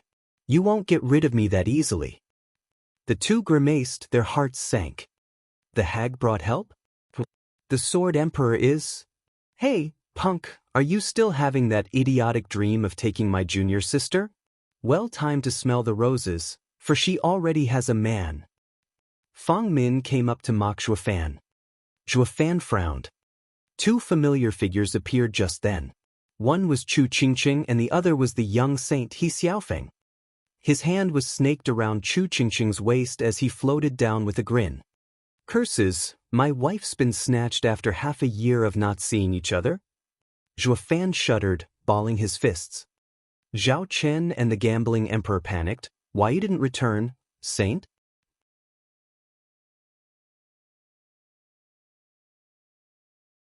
Chapter 12:24, Death's Entrance. Chapter 12:24, Death's Entrance. Proofreader, Papatunks. Like a match made in heaven, they deigned the world with their presence as He Xiaofeng sneered. Chu Qingqing looked away, unable to meet Zhuofan's eyes. He Xiaofeng had her soft hands gripped in a vice, preventing her from moving away. Rotten lowlife. Zhuofan grimaced, feeling like decking the bastard. But he recalled the bigger picture and reined in his anger. He'd get his chance sooner or later. This isn't over. You don't look too pleased to see me, huh? The two landed and He Xiaofeng mocked them as he said, I've been staying over at the Ruby Cloud sect for a few days. Finding Miss Qingqing so charming, I had my senior uncle return. Are you perhaps against my coming? The two bowed at once, never. Then let's return to the matter at hand, shall we? He Xiaofeng looked at the light pillar. Demonic emperor, gambling emperor, who can explain what exactly you are doing here? What is this? Pompous bastard. They had no choice but to bow, with the demonic emperor beginning. Saint, I found that offering the map to sacred mountains was not enough to show my devotion, therefore I spent the last 6 months pondering hard before I found the Nether Sea entrance. I was only thinking of taking the lead in removing any dangers that might appear, paving the way for you. Oh, you cracked it without the map? Demonic Emperor, I tip my hat towards you. He Xiaofeng's tone dripped with sarcasm. Zhao Chen continued, it's because of my deep devotion to sacred mountains, my endless pursuit to work for them that gave me the courage and blessing to help you. My meager mind could have never come up with the solution otherwise, huh? Good boy, Toadai.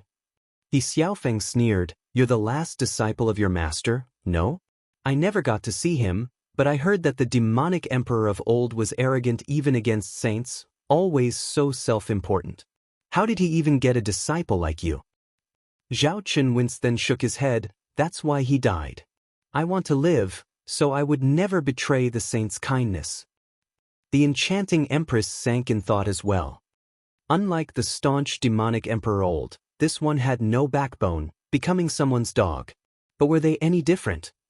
They turned into dogs much sooner, perhaps, with only Zhui Yifan remaining firm in his stance. The enchanting empress and gambling emperor lowered their heads. Zhuofan squinted and sighed. Coming back to sacred domain, The only thing he feared was the heavenly sovereign finding him out. His main purpose was to find Qingqing, but it wasn't his true reason for coming back. Providence worked in mysterious ways. Maybe he had returned only to finish what Zhui Yifan had started. Looking at you so meek, I guess I'll believe you for now. He Xiaofeng sneered at his dog, turning to the light pillar. This is the Nether Sea entrance? How do we go in? The demonic emperor bowed. We don't know. We've been trying to figure out when Sir came. So then do you have any idea? The two shook their heads. Gambling emperor proposed, the entrance might be a teleportation array, taking us to Nether Siege. Oh, care to test that theory, gambling emperor? Me? Yes, you. No, Saint, better leave it to our men just in case. I told you to go and you refuse? He Xiaofeng barked, the 8 emperors are the next strongest here, beside me. If you're all right, then I'll be fine. If you're in trouble, I'll be cautious. Curse you, using me as your guinea pig. The gambling emperor's face sank as he resigned himself. He walked to the light. It might be fine, but it could also kill him.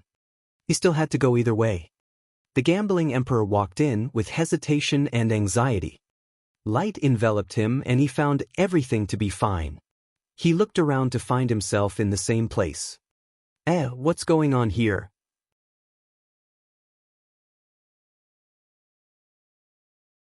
The gambling emperor panicked and rushed to leave, but just as he raised a leg, he crumbled to dust.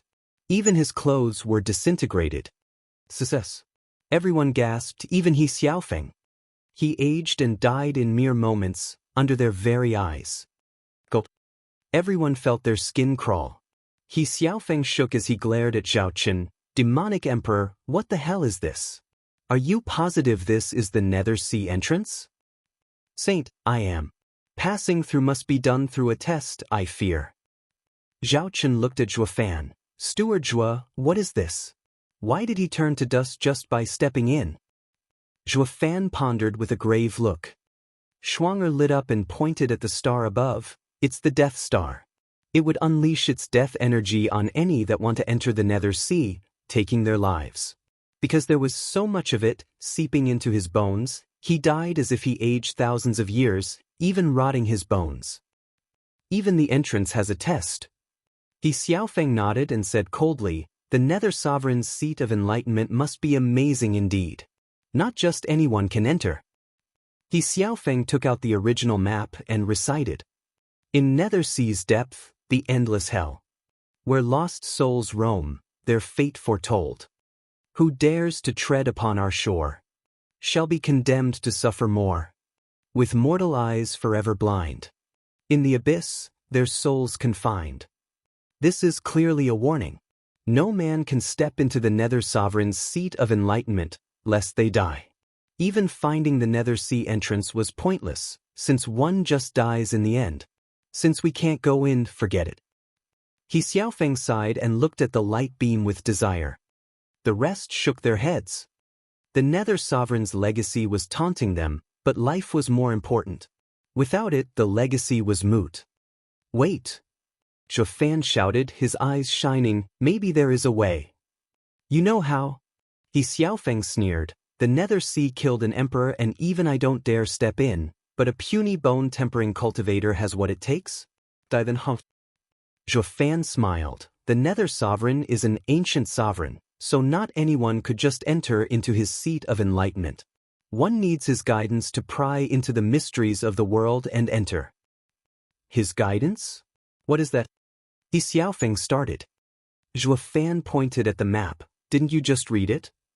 This is a warning for no one to enter. A true warrior does not balk in the face of absolute death.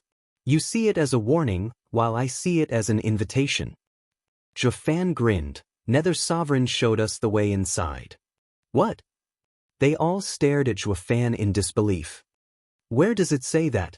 There's no mention of it at all.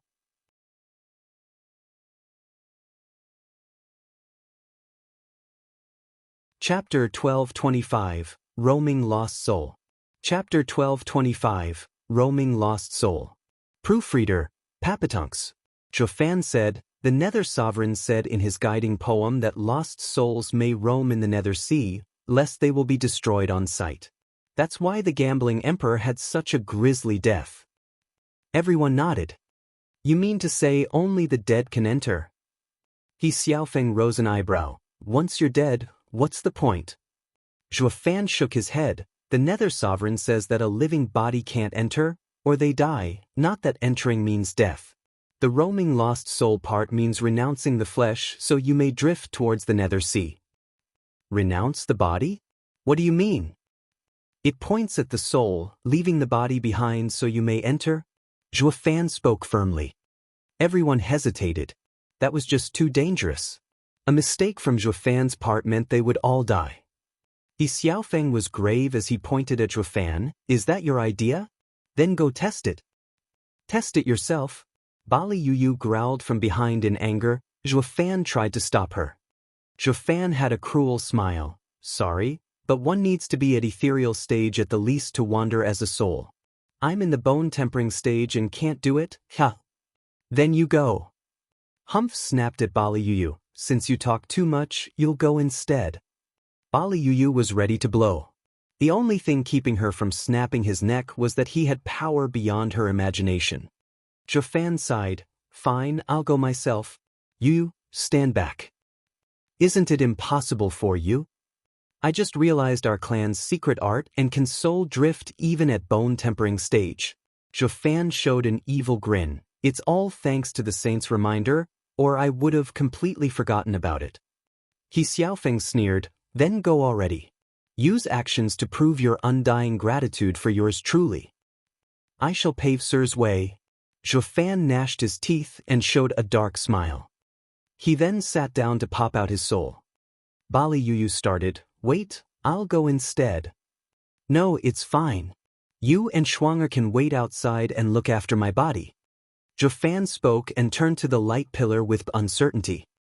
It was just a guess he had about the poem, nothing more. He either nailed it or his soul would get nailed. He could only gamble. Any other nobody could have done this job, but the saint was clearly singling him out to get rid of him. Refusing would just give an excuse to kill him. Since he gambled, let Providence decide. Let's hope luck's with me and I don't end up like the gambling emperor. Zhuo Fan grew stern and he closed his eyes. A faint image floated out of his head, drifting for the light pillar. The others forgot to breathe while watching him test his theory. If a bone-tempering soul had no trouble passing, then it had to be safe. If the soul popped, then they would just think of another way. Everyone was tense and on edge, some over the outcome, others for Zhuo Fan's safety. Chu Qingqing was worried for Zhuo Fan's soul as it ventured near danger. But with He Xiaofeng holding her back, she could do nothing. Hurry up and enter. He Xiaofeng was impatient from excitement, even easing Chu Qingqing's hand. Chu Qingqing yanked it out of his grip and sat down. Another faint image appeared over her head and she shot for the pillar. Zhuo Fan, wait, I'll try. Zhuo Fan blinked as an image shot by him into the light. Only then did he realize, Qingqing, don't. He also went in. Whoosh. Both of them ended up entering at the same time, causing the enchanting empress to shout, Qingqing. They were beyond saving now. No one went in after them either, only staring at the light pillar. A wave of power shot out as the pillar joined with the heavens. The Death Star shone above and the two souls inside floated higher towards it, gone in an instant. The souls survived and teleported. Zhao Chen cheered. Steward Zhuo's theory is right. You need to let go of your body to enter the Nether Sea. Haha, Steward Zhuo is a genius indeed to solve this riddle. Now we can venture safely inside the Nether Sea. Bali Yuyu nodded, relieved. She cared not about the Nether Sea, but for Zhuo Fan. The enchanting empress and the girls were excited. Saint, there's no problem and we can go in. Right. He Xiaofeng was thrilled, then he regarded the demonic emperor's group. Demonic emperor, walk with me. Enchanting empress, you stay behind and look after my body. Ugh. The enchanting empress panicked, but, young master why let them join you? I also want to go to the Nether Sea. Enchanting Empress. He Xiaofeng shouted, sending her, You belong to my father and I trust you the most. The demonic emperor is too devious. I'm taking him along to watch out for his tricks. You stay behind and look after his people and stop them from doing anything. This is the safest solution. Don't betray my father's trust in you. The enchanting empress nodded. Young master thinks of everything. And that Zhuofan. He Xiaofeng's eyes flashed with murder. You're right, Qingqing cares for him, running into danger for him. If he survives, it would only hold Qingqing back. Even if a mere bone-tempering cultivator. Sir wants to. I'll take his life inside the Nether Siege. No, no. The enchanting empress advised, killing the person Qingqing cares about and you may never get her heart. Qingqing needs to be devoted to you for your plan. I know her heart is more important than her man. I'm not that impulsive. He Xiaofeng gave an annoyed wave, humph, but with the Nether Sea so deadly, he might come upon a little accident. All that remains is for Qingqing to never find out about it. The enchanting empress nodded. I'll leave it to young master He. Just be sure to hide it. You think I don't know that? He Xiaofeng huffed, then his soul came out before everyone. Demonic emperor, hurry up and join me. Zhao Chen figured out his intent and gave Bali Yu a look to get ready for anything, before letting out his soul and following He Xiaofeng. The two entered the light pillar and vanished. The two groups looked after the bodies. Two light pillars shone down and faded to reveal two people, a man and a woman. Looking at herself and finding she was solid, Chu Qingqing started, We can enter with our bodies? I thought only souls could enter. Did you know my soul is a white lotus? I thought you wouldn't recognize me. We're in bodies, probably because we're in the Nether Sovereign's seat of enlightenment. Zhuofan came before her and sighed, Silly girl, why did you risk yourself for me? If my theory was wrong, you'd have died.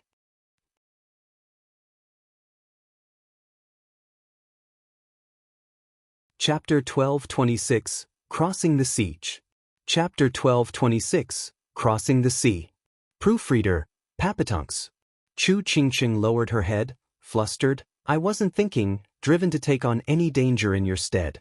As for the consequences, it didn't matter even if I died. You haven't changed at all. Hugging her, Zhuofan rubbed her back with a smile. Chu Qingqing leaned on his shoulder, her heart content to just lay there in his arms. She then cried with a start, Don't misunderstand. Misunderstand what? Zhuofan gave her an odd look. Chu Qingqing turned bashful. That He Xiaofeng. I don't know why a saint, having just come to the Ruby Cloud sect, up and started coming on to me. I did tell him that I have someone. Chu Qingqing stammered, her cheeks growing hotter, and Zhuofan teased. Chu Qingqing just gave a meek nod, but then she turned sad. That guy just keeps coming on strong, ignoring my feelings, even pestering me every day.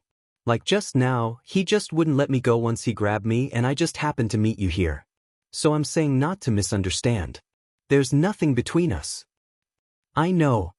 Caressing her hair, Zhuofan smiled. Like I said, you're mine, but not in the sense of possession. I always believe you felt the same way about me. That's why I never doubted for a moment, nor misunderstood. You have nothing to explain. Not expecting him to say that, Chu Qingqing was filled with warmth, then she hugged him tighter with a gratified smile.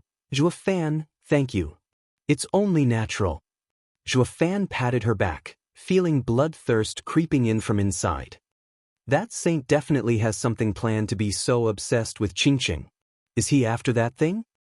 With his saintly power, killing him on the outside was impossible without leaving a trail. While in the Nether Sea, who would know? He squinted, his eyes shining with coldness. He Xiaofeng would never think the same bug he wanted to squash in the dangerous Nether Sea was having the same plan for him. He was sure to crack up if he knew. A bone-tempering cultivator kill a saint? I can just sit there and take it, yet still he couldn't scratch me. This bug he was after, though, had a bite like no other. I didn't know that the Nether Sea became a love nest. An aged voice sighed, his words coming in waves. The two jumped, watching as an old man was walking on the beach with a bamboo basket on his back. Despite his low voice, the two still heard him loud and clear. Jafan's brow shook. That's strange. I didn't know anyone lived here. The Nether Sea is roamed by lost souls. There are no people here, but souls.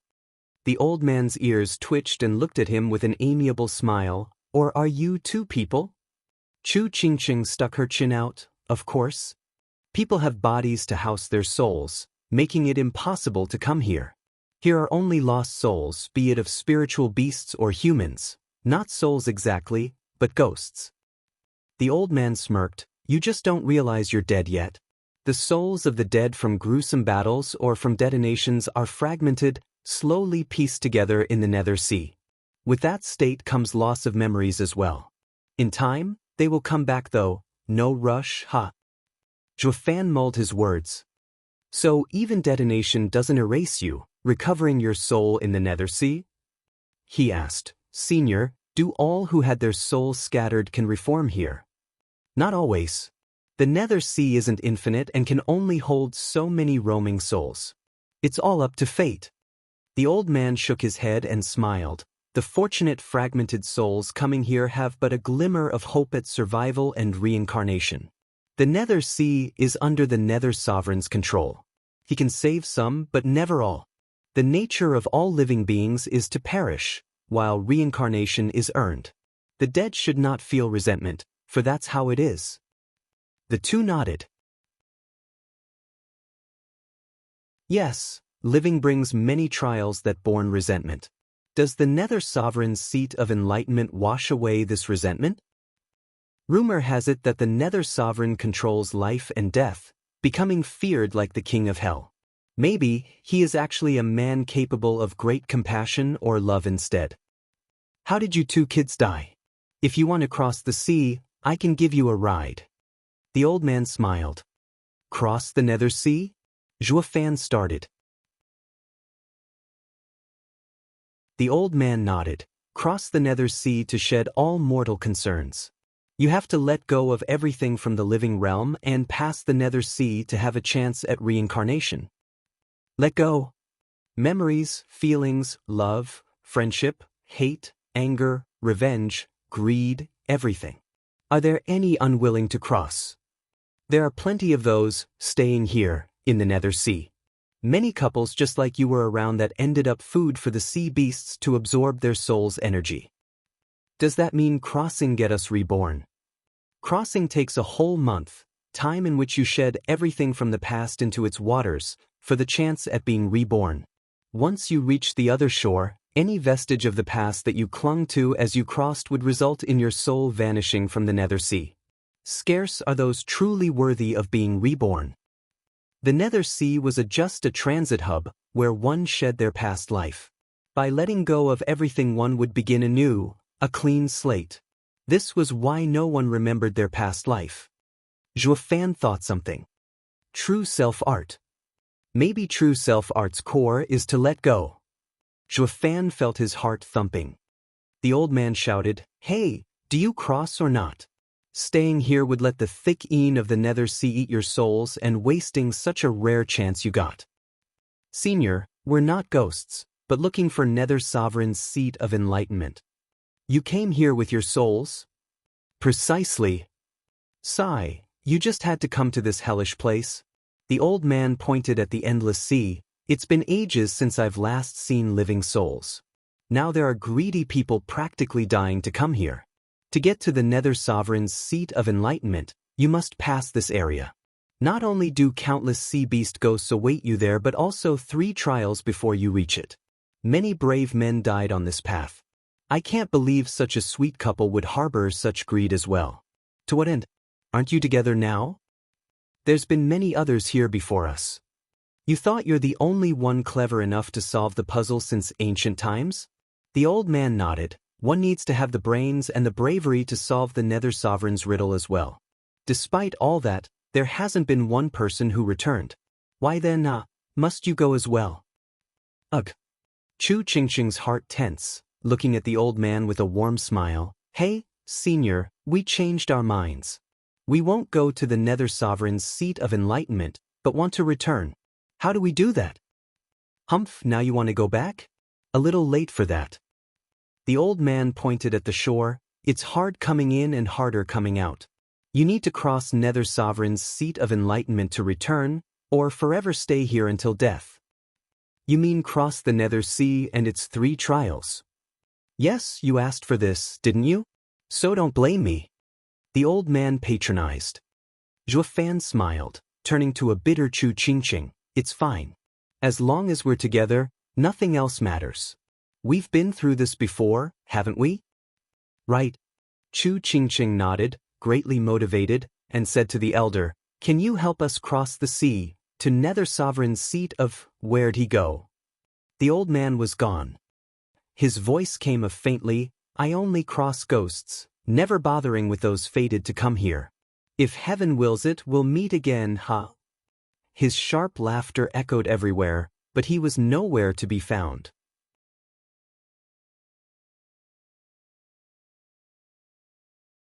Chapter 1227, First Trial. Chapter 1227, First Trial. Proofreader, Papatunks. Senior, are you ignoring us? Chu Qingqing cried at nothing, with silence her only reply. Zhuofan shrugged, he crosses the dead, not the living. He'll just take us when we breathe our last, huh? What else can I expect from a creep? I don't need his help anyway. Why, you'd have a chance to be reborn. That means living another life and forgetting everyone. Master, senior aunts, senior sisters, and Chu Qingqing paused, peeking at Zhuofan. Zhuofan smiled, then we better make sure we live through it. Right. Chu Qingqing nodded with conviction. Zhuofan took her flying towards the raging sea, vanishing in the distance. As this was Nether Sovereign's seat of enlightenment, testing them was a given, but it didn't seem to limit their strength either. Except for their earthly vessels, they maintained all their power. Chu Qingqing didn't know this little tidbit, looking oddly at him flying. You can actually fly here? Maybe the Nether Sea has something to do with it, making me feel so light. There's no way I could fly outside, that would make me a ghost, ha! Chu Qingqing flew along, no longer minding it. A roar boomed with relentless force as a flood dragon shot from the sea and sent water everywhere as it went to swallow the 2 of them in its maw. All they noticed was how everything went black the next second, already in its belly. It then went beneath the surface once more and swam without a care. The other sea beasts knew to stay clear. As it cruised, the flood dragon halted all of a sudden and writhed in pain. Bam! The sea exploded as the flood dragon's black got ripped off from inside and black flames shot out from the wound after turning its insides to charcoal. Zhuofan took Chu Qingqing outside, his eyes flaring in a dark black flame. Chu Qingqing cried, Zhuofan, you're amazing. That was a 10th level spiritual beast, yet you just came out of it like nothing. How did you do that? And what was that black fire? Maybe turning into a soul made me stronger. Zhuofan gave a sheepish smile. I certainly have no clue. Chu Qingqing gave him a long look, but let it go in the end. Just that this bone-tempering cultivator got stronger and could even fly after coming to the Nether Sea. Turning into a ghost makes you stronger? Why not me as well? Roar! Roars came after noticing the commotion here, and the Nether Sea boiled. A flood of spiritual beasts scrambled over, each 1,000 meters long, all surrounding the 2 tiny human souls. Chu Qingqing watched the beasts she only witnessed in the sex paintings and paled with fright. Zhuofan, they're all 12th level spiritual beasts, peak of the sacred domain. We're doomed. Come now, even with these high-level beasts, they're nothing but ghosts now. They lack the power they had when they were alive. Zhuofan calculated, confident that the apocalyptic thunder flame and his sacred beast powers could take them. Zhuofan's left eye flared blue and the black thunder flame emerged. Before it even reached them, the beasts howled in agony, lowering their heads before Zhuofan. Lord Cao's envoy, we didn't think to meet you here. I hope Sir can overlook the flood dragon's transgression. Please forgive us. The rest lowered their heads as well. Chu Qingqing started dumbstruck. Cao? What's that? Zhuofan felt his left eye, coming up with an idea why. The thunder flame could deal with them but not command them into submission. They were only bowing their heads towards Cao's eye. Why didn't it ever occur to me that heaven's sealing Cao was a lord of the seas? It's obvious now the sea beasts would listen to him, but you're all dead and have come to Nether Sea, yet still listen to Lord Cao? We are sea beasts. Lord Cao is our primogenitor. Where might Lord Cao be right now? Is he alive? The beasts did not finish, fearing for their lord's fates. Zhuofan coughed. Lord Cao is alive and well. It happened that when I trained in a deadly fire and got out of control, Lord Cao offered his wounded eye to save my life. Lord Cao is my savior. Oh, that means his malice towards humans has subsided. Good. We've been by ourselves in worry. Lord would be forever taken in by hatred. For Lord to give his eye to save Sir's life proves Lord's approval of Sir. A pity you are in the Nether Sea now and must have met with disaster. Could we be of any help? We seek the Nether Sovereign's seat of enlightenment. Could you take us to it? Zhuofan asked. The beasts were put on the spot. You need to pass the trials to reach it first. We've been charged with blocking you, but since Lord cares so much of Sir, we will no longer stop you. As for reaching the Nether Sovereign's place so easily, it's impossible. We can't pass the 3 gates. Then guide us there and I'll do the rest. Sir, forgive our presumptuous words, but the Guardians are incredibly strong. Going there is dangerous. I'm a soul now, so how much worse can it get? I either go or die. The beasts shared a look and nodded. Then please jump on my back, sir, I'll take you. Much obliged. Zhuofan smirked and took Chu Qingqing on the back of the 12th level sea beast. It waded forth like an emperor, with the other beasts acting as its imperial guards. The average beasts had no idea what caused such a group to go out with such ferocity. They made the wise decision to turn tail and scram for their lives. Chu Qingqing and Zhuofan stood on the back of the beast, side by side. It was astonishing to see all the beasts around them showing nothing but respect to those 2 humans. She was so startled that she gave Zhuofan a long look. Outside, he looked like a bone-tempering cultivator with some status that offered some incredible assistance.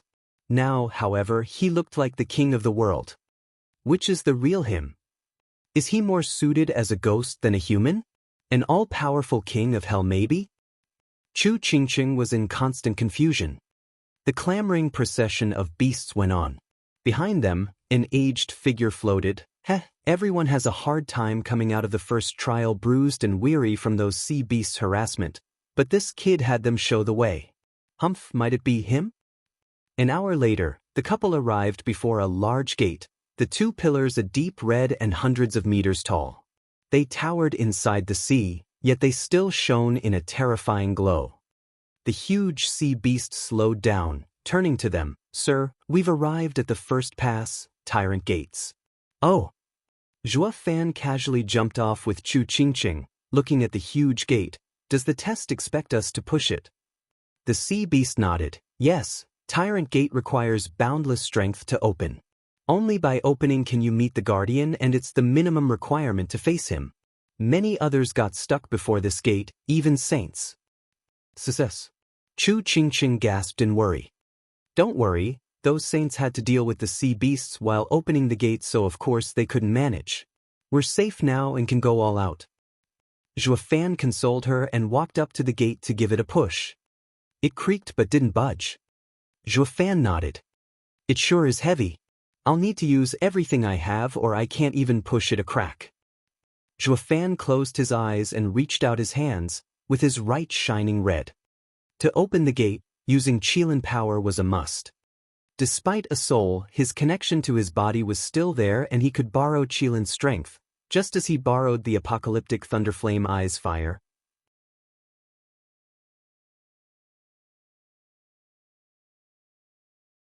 Chapter 1228, Guardian. Chapter 1228, Guardian. Proofreader, Papatunks. Outside of the Nether Sea, Zhuofan sat cross-legged near a pillar of light. His right hand began to shone a bright red, making the air shimmer around him. The enchanting empress looked on curiously. Bali Yuyu and Schwanger turned grave. It's strange how he keeps swaying and shaking. Did something bad happen inside? Bali Yuyu whispered to Schwanger, I'm going in to help. Watch over him. Giving the enchanting empress a cautious look, Schwanger nodded. Bali Yuyu sat down and a shadow came out of her body, shooting into the pillar and up toward the Nether Sea in a blink. On the seabed of Nether Sea, before the Tyrant Gate, Zhuofan's right hand shone a bright red as he slammed his palm on the heavy door with extreme focus. The water churned under the power for 1,000 miles. Waves reached higher and higher, with fierce winds blowing over the sea's surface. Many of the caverns deep below the surface up and crumbled under such magnitude. The low sea beasts scattered in fright, running for their lives. The huge gate, however, didn't even budge. Zhuofan gave the huge slabs of stone a look and his eyes hardened. Setting into a stance, his right shone even stronger as he gave his all. Even on the bottom of the icy Nether Sea, he was actually sweating. Despite his efforts, the gate would not open, not even a crack. Chu Qingcheng was restless, wanting to lend a hand. But her frail body, even in Genesis stage, was like a feather against such a mountain of rock. Zhuofan was spent, huffing hard as he gave up opening it. Wiping his brow, he said, Never mind, with the gate so thick, strength just isn't enough to move it. What do we do now? Chu Qingcheng asked Zhuofan, Since we can't even pass the first trial, do we go back? Zhuofan grinned. The Nether Sovereigns set up this trial, but since opening won't work, avoiding the problem altogether should do the tricks. Trick? Yeah. Zhuofan smirked, staring at the huge gate, his right eye shone with black flames, apocalyptic thunderflame eye. Boom! With a huge explosion, black flames shot at the huge gate and burned a 2-meter-tall hole in it. Like a mouse making its own way in another's home. The sea beast started and looked at Zhuofan with amazement. Lord Cao chose an outstanding human. This gate has never been opened, until now. But what will the Guardian think of this method? A 12th-level sea beast sighed, speaking earnestly, Sir, inside is the Guardian. You are the first person to see him, best of luck. Thank you. Zhuofan cupped his hands at the spiritual beasts, taking the stumped Chu Qingcheng's hand and going inside. The spiritual beasts got rowdy as they left. Shouldn't the first gate be pushed open to pass it? Will this method work? Regardless of fairness, it's up to the Guardian to decide. The leading spiritual beast sighed, I just can't believe someone can actually make a hole in it. Is it that ridiculously easy to break? When I reached it, I slammed into it until I was battered yet still couldn't even crack it. Now, haha, Lord Cao's envoy is truly amazing. The other spiritual beasts bobbed their heads. Their admiration was short, for a howl came from the burned hole, You have some nerve making a hole in my gate. You broke the rules and now you shall pay. Ugh. The spiritual beasts looked worried. Guess it wasn't fair after all. Sir will have an even harder time passing through here now. In an empty and large hall, the only decoration was a rotten chair. A scowling and built man sat on it, looking to be in his 40s, having a beard and mustache. His deep eyes were filled with wrath as he snapped at the two people in front. Chu Qingcheng jumped in fright, with Zhuofan cupping his hands. Senior, we've come to pass the trial, but not for the Nether Sovereign's treasures or legacy, only to live. You have your problem and I have my solution. By passing that gate and reaching you means being halfway to solving it. Why do the means matter? I don't want to care either. If you had done it in a more honorable way, then passing me would have been easier. Then the large man showed a vague smile, only you did it through a trick, making passing me as well that much harder. Sometimes, using tricks to solve your problems is the worst choice, especially in serious matters. Do you understand? Zhuofan shook, hearing him but not being able to understand. So he cupped his hands again. Senior, how then are we to pass you? Beat me? What? The big man snickered at the two, If you had pushed the gate open, beating me would have been easy, while now, What about now? Zhuo Fan shouted, enlighten me, senior. Zhuo Fan shot for him, on the offensive, with his Qilin arm shining brightly. Only to find himself flung back, repelled by some force, flipping through the air many times. The big man still sat on his chair with a taunting gaze, 2 fingers outstretched. How is this possible?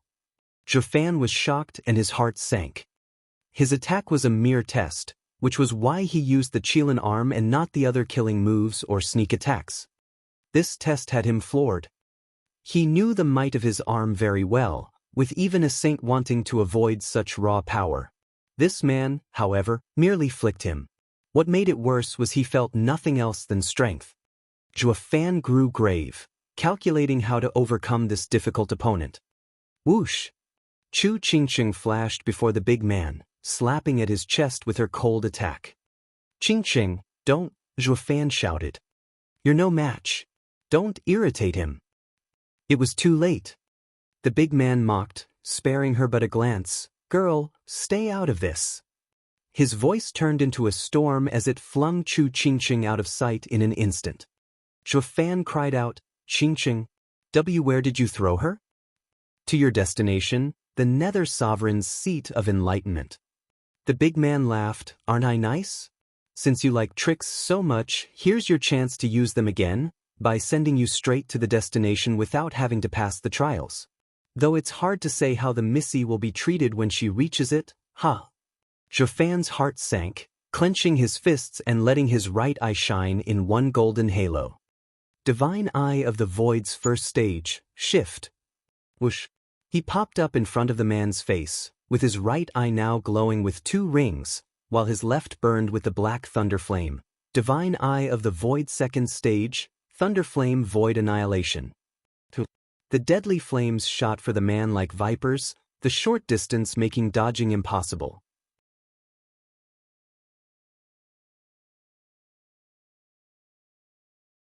Chapter 1229, U1. Chapter 1229, U1. Proofreader, Papatunks. Boom. The black flames ran rampant. Zhuo Fan drifted to the floor, staring at the raging blackness. He refused to believe this expert would offer himself up to be blindsided like this. The fact that his face showed no fear, no shock, no reaction to the black flame's sudden attack, left Zhuo Fan increasingly uneasy. Bam! Like he expected, the black flames scattered, revealing the untouched man still sitting in his chair. Reality still proved to come as a shock, despite having considered this outcome. The black flames never failed him, destroying anything they touched, yet they couldn't harm one hair on this big man. The man laughed at his stumped face. Divine Eye of the Void, Qilin strength, and then there's this black fire. All are amazing things, but none mastered, unable to showcase their true talents. Kid, craftiness does not equal enlightenment. Go back. Zhuo Fan was grave. You have set Qingqing off ahead, and you want me to return just to die? Not happening. I don't want to become a ghost here, wandering the Nether Sea for all time. Zhuo Fan flew once more, his eyes flickering with a black glow as he stretched out 2 fingers. A devastating sword energy gathered. Apocalyptic sword, Heaven Butcher. Whoosh! Zhuo Fan learned to combine the 5 sword arts into the apocalyptic sword from Sword Child.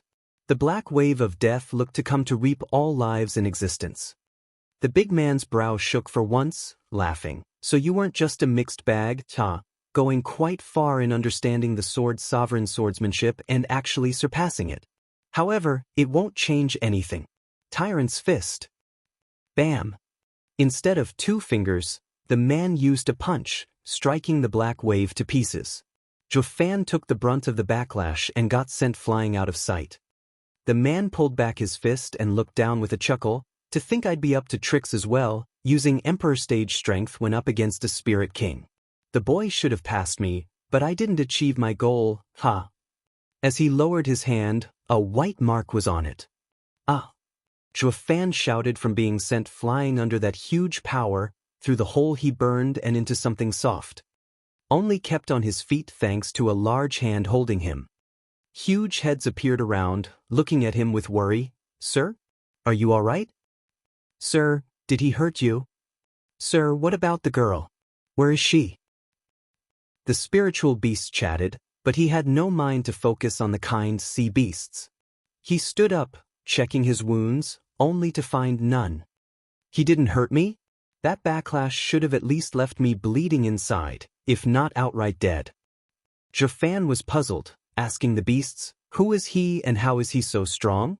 He knows so much about Heavenly Sovereign, Sword Sovereign and Qilin. "Ah well?" The beasts looked away. All the chatter died out on the spot. Jafan stared hard at them, figuring out that they knew the answer. He threatened, "Didn't you respect Cao in life and death? I am asking here as his envoy and you don't respond?" "Lord Cao knows we can't say anything." One spiritual beast answered, with the others bobbing their huge heads. Juafan's face twitched. These guys were told to keep their mouths shut. Knowing the enemy and oneself is the path to victory. Against such a powerful opponent, he had to know everything he could, since overpowering was out. That left outsmarting him, only possible if he knew more. Jafan asked again, "The big man inside is so strong, maybe a saint? Then I'll never be able to beat him as a mere spirit king." "Sir, this may be pushing it, but I still have to say that Sir has no scheme. He is without a doubt not being hard on Sir." "Oh, how come?" He is always fair, including regarding the stone gate when it comes to the challengers. As Sir is a spirit king, then pushing the gate will need spirit king strength and you'll thus have the chance to pass his trial. For he'll also use the same level of strength, that of spirit king, to fight you. "How can that be?" Juafan was skeptical. Just a show sent someone flying for thousands of miles. How is that a spirit king level? It's more within a saint's limit. The beast smiled. Even the same level can have huge gaps, depending on someone's grasp of their strength. But you're right about one thing. When he was a spirit king, he did go challenge a saint. He failed, yes, but it was shocking to find he came out of the fight in one piece. When he became a saint, he fought and overpowered 112th level spiritual beasts, subduing the spiritual beast world for a while. Later on came Lord Qilin, and only then was his strength matched. "What?" Juafan cried out, "To not lose against a Qilin? Then he's..." "Ugh." The spiritual beast covered his mouth, having let it out of the back, rushing to wave off his words. "Sir, those are your guesses. I didn't tell you anything." Juafan was too deep in thought to care about his words, looking at the huge gate with understanding. Juafan took a deep breath, jumping out of the soft palm and arriving before the gate. He looked at the hole he burned through with a jeer. He then put his palms on the gate, his right arm flaring red once more. The spiritual beasts were curious. Sir, what are you doing? Didn't you pass the gate already? Shouldn't you be challenging the guardian instead?" "I have passed it, but not my heart." Juafan smirked. Senior was right. Tricks aren't everything in life. The gate tests the heart, not strength, leaving no room for being crafty. Juafan closed his eyes, using all his strength to push while emptying his mind, focusing only on this one task. The big man's ear twitched and grinned. It's him all right. Abstaining from pride and arrogance curbed. He has remarkable insight. Hours trickled by with the gate not budged even a hair. He kept at it for 8 hours so far, not relaxing a moment, his eyes closed and with a body soaked in sweat. The spiritual beast audience looked dumbly, looking at the gate and the man like they were one with how neither showed any movement. There's no budging it, so why even insist? Besides, the longer you're at it, the weaker you become, especially without resting. They wanted to advise him against it, but Juafan's eyes never opened. So the spiritual beasts gave up. Bam! Then, the sudden noise had the spiritual beasts jump in fright. They gawked as the huge gate rumbled, with dust falling from it. The beasts turned to Juafan to find the red glow on his arm weakened, yet his eyes closed. Despite his relaxed hands, rumbling echoed out as the large gate got pushed open. Zhuofan smirked as he opened his eyes, strutting inside before the big man. Zhuofan said nothing, merely gave a light punch. A force shot at the man's face and he was forced, for once, to punch back. Upon impact, everything within 1,000 miles crumbled, even the ground, from the raw power. Even the nether sea outside the gate roiled and sent sea beasts into a frenzy. Crack! The big man's chair split apart. The man nodded at Zhuofan. You won. You passed this trial.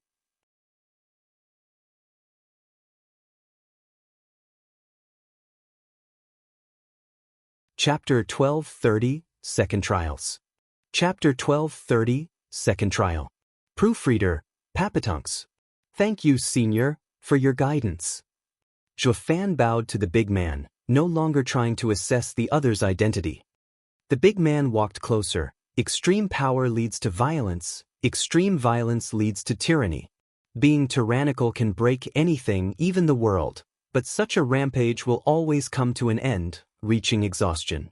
The exhaustion of power marks the end of the road. Thus, the source of all tyranny is tranquility, calm as water and relentless like a storm when in action. Once the unrest passes, peace is restored. Do you understand what I'm saying? Bursts of brutality in a sea of tranquility. The storm always passes, while the breeze is eternal. The true path of tyranny isn't destruction, but world peace. Zhuofan nodded. The big man laughed. Indeed, one's insight is always better than the ramblings of an old man. This is the proof you passed the trial. Go. The big man touched Zhuofan's forehead with 2 fingers, a prismatic glow flashing for a blink. Zhuofan shuddered, his mind empty as all the insights made his heart grow once more. Senior, which way is the second trial? Zhuofan stilled himself and asked. The big man smirked, grabbed his shoulder and threw him. Allow me, ha. Whoosh. Ah. As Zhuofan's wailing faded in the distance, the big man nodded, just as an old man appeared behind. He was the same old guy Zhuofan met on the nether seashore. The demon transformation art didn't reject it. He has only begun stepping on the path of tyranny, but he did receive it. The big man sighed. The old man nodded. This way, our plan is finally showing hope. Boom! A huge explosion happened above the nether sea, causing it to roil. The two exchanged a glance and turned grave, a heavenly sovereign. In the gloom of the seabed, something smashed into a 2-meter-tall wooden gate, turning it into splinters. Where am I? Zhuofan stood up, dusting himself off and looked at his surroundings. A black smoke rose, shooting before him. After all these eons, I finally get to see someone reaching the second trial, ha! Zhuofan jumped in fright, putting 100 meters between them. Looking back, he only saw black mist. Senior, are you the second guardian? Thinking he was renowned as well, Zhuofan gave a deep bow, sizing the hidden figure and the ruined gate. That's the second trial's gate? Did I just cross it? The black mist cackled. Hi, of course. What else would you call smashing straight through the gate? What next, Senior? How do I pass the trial? Beat me. Just like the first trial? Zhuofan shouted. The black energy mocked. I'm not so honest and kind like that yokel to give you a warm-up. I'm more blunt. In this trial, your life's at stake. You either pass or be buried here. Zhuofan shuddered in shock. Having passed the first trial, he knew the Guardians were great men.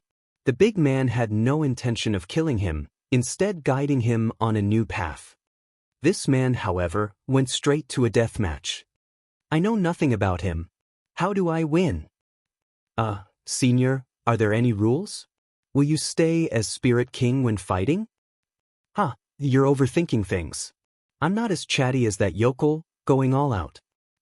Take this. Whoosh! The black mist turned into an arrow and shot for Zhuofan. It caught him by surprise and pierced through him. Black mist began seeping out of him, with a black figure leaning on his back. Zhuofan was utterly confused, but just to be safe, he jumped away from that man. What he saw from afar made him gasp. Why you? Yes, I'm you. The shadow turned around as well, showing Zhuofan a familiar face, his. The shadow turned into another him, copying not just the features, but mannerism as well. Zhuofan felt he was looking in the mirror. Zhuofan smirked. Senior, what is this? This is the second trial, know thyself. The shadow snickered. I won't go hard on you, using only your strength to fight you. One would argue that you know yourself best, but with me being you, I also know you. Who do you think will win? Ha! Zhuofan calculated, his mind calming. It was baffling fighting himself, but at least they should be evenly matched. A little strategy should bring him success. Against the strange old man, however, if he went all out, he had no chance of winning. This made this trial way easier than the first. Zhuofan raised a hand. After you. Quite calm, I siege. The opponent smiled. You must think the fight's in the bag. Haha, well, I say that everyone ends up losing to themselves. Throughout life, no matter the strength one has, their true opponent is no one but themselves. The man's eyes shone and waved a finger at Zhuofan. Apocalyptic sword. Whoosh! A black sword wave shot straight for Zhuofan. Zhuofan panicked. He copied my skills too? The apocalyptic sword art only came to be from the insights in the other 5 sword arts. He only just grasped it. Even if the other was at sword sovereign's level, even he would need time to learn it. This was impossible. One sword is built on their insights, how can? He had no time to answer all these questions, for the deadly wave was upon him. He extended 2 fingers and retaliated with the apocalyptic sword art as well. Bam! The deadly attacks rumbled the world around them on contact, making the sea boil. Zhuofan staggered back twice, while the others stood still. How is that possible? Zhuofan gasped. Isn't his strength the same as mine? Why did he win that exchange? The man snickered. They say you know yourself best, but you're the most oblivious of yourself as well. Zhuofan, do you still think you can win? Zhuofan grew grave, his eyes cautious. His arts were copied, his strength too, but what was worse, he knew him better than himself. Winning won't be easy. Zhuofan found his greatest opponent. Whoosh! The copycat vanished, appearing behind him. Zhuofan was nervous, for the copycat had a golden halo in his right eye. Even the divine eye of the void. The glow turned into 2 rings while the left eye flared with the black thunder flame. Curses, it's my thunder flame void annihilation. Zhuofan was soaked in sweat, his heart racing. He never thought he'd see the day that his invincible skill would be set on him. The copycat snickered, showing the same cruel gaze he himself used on his enemies.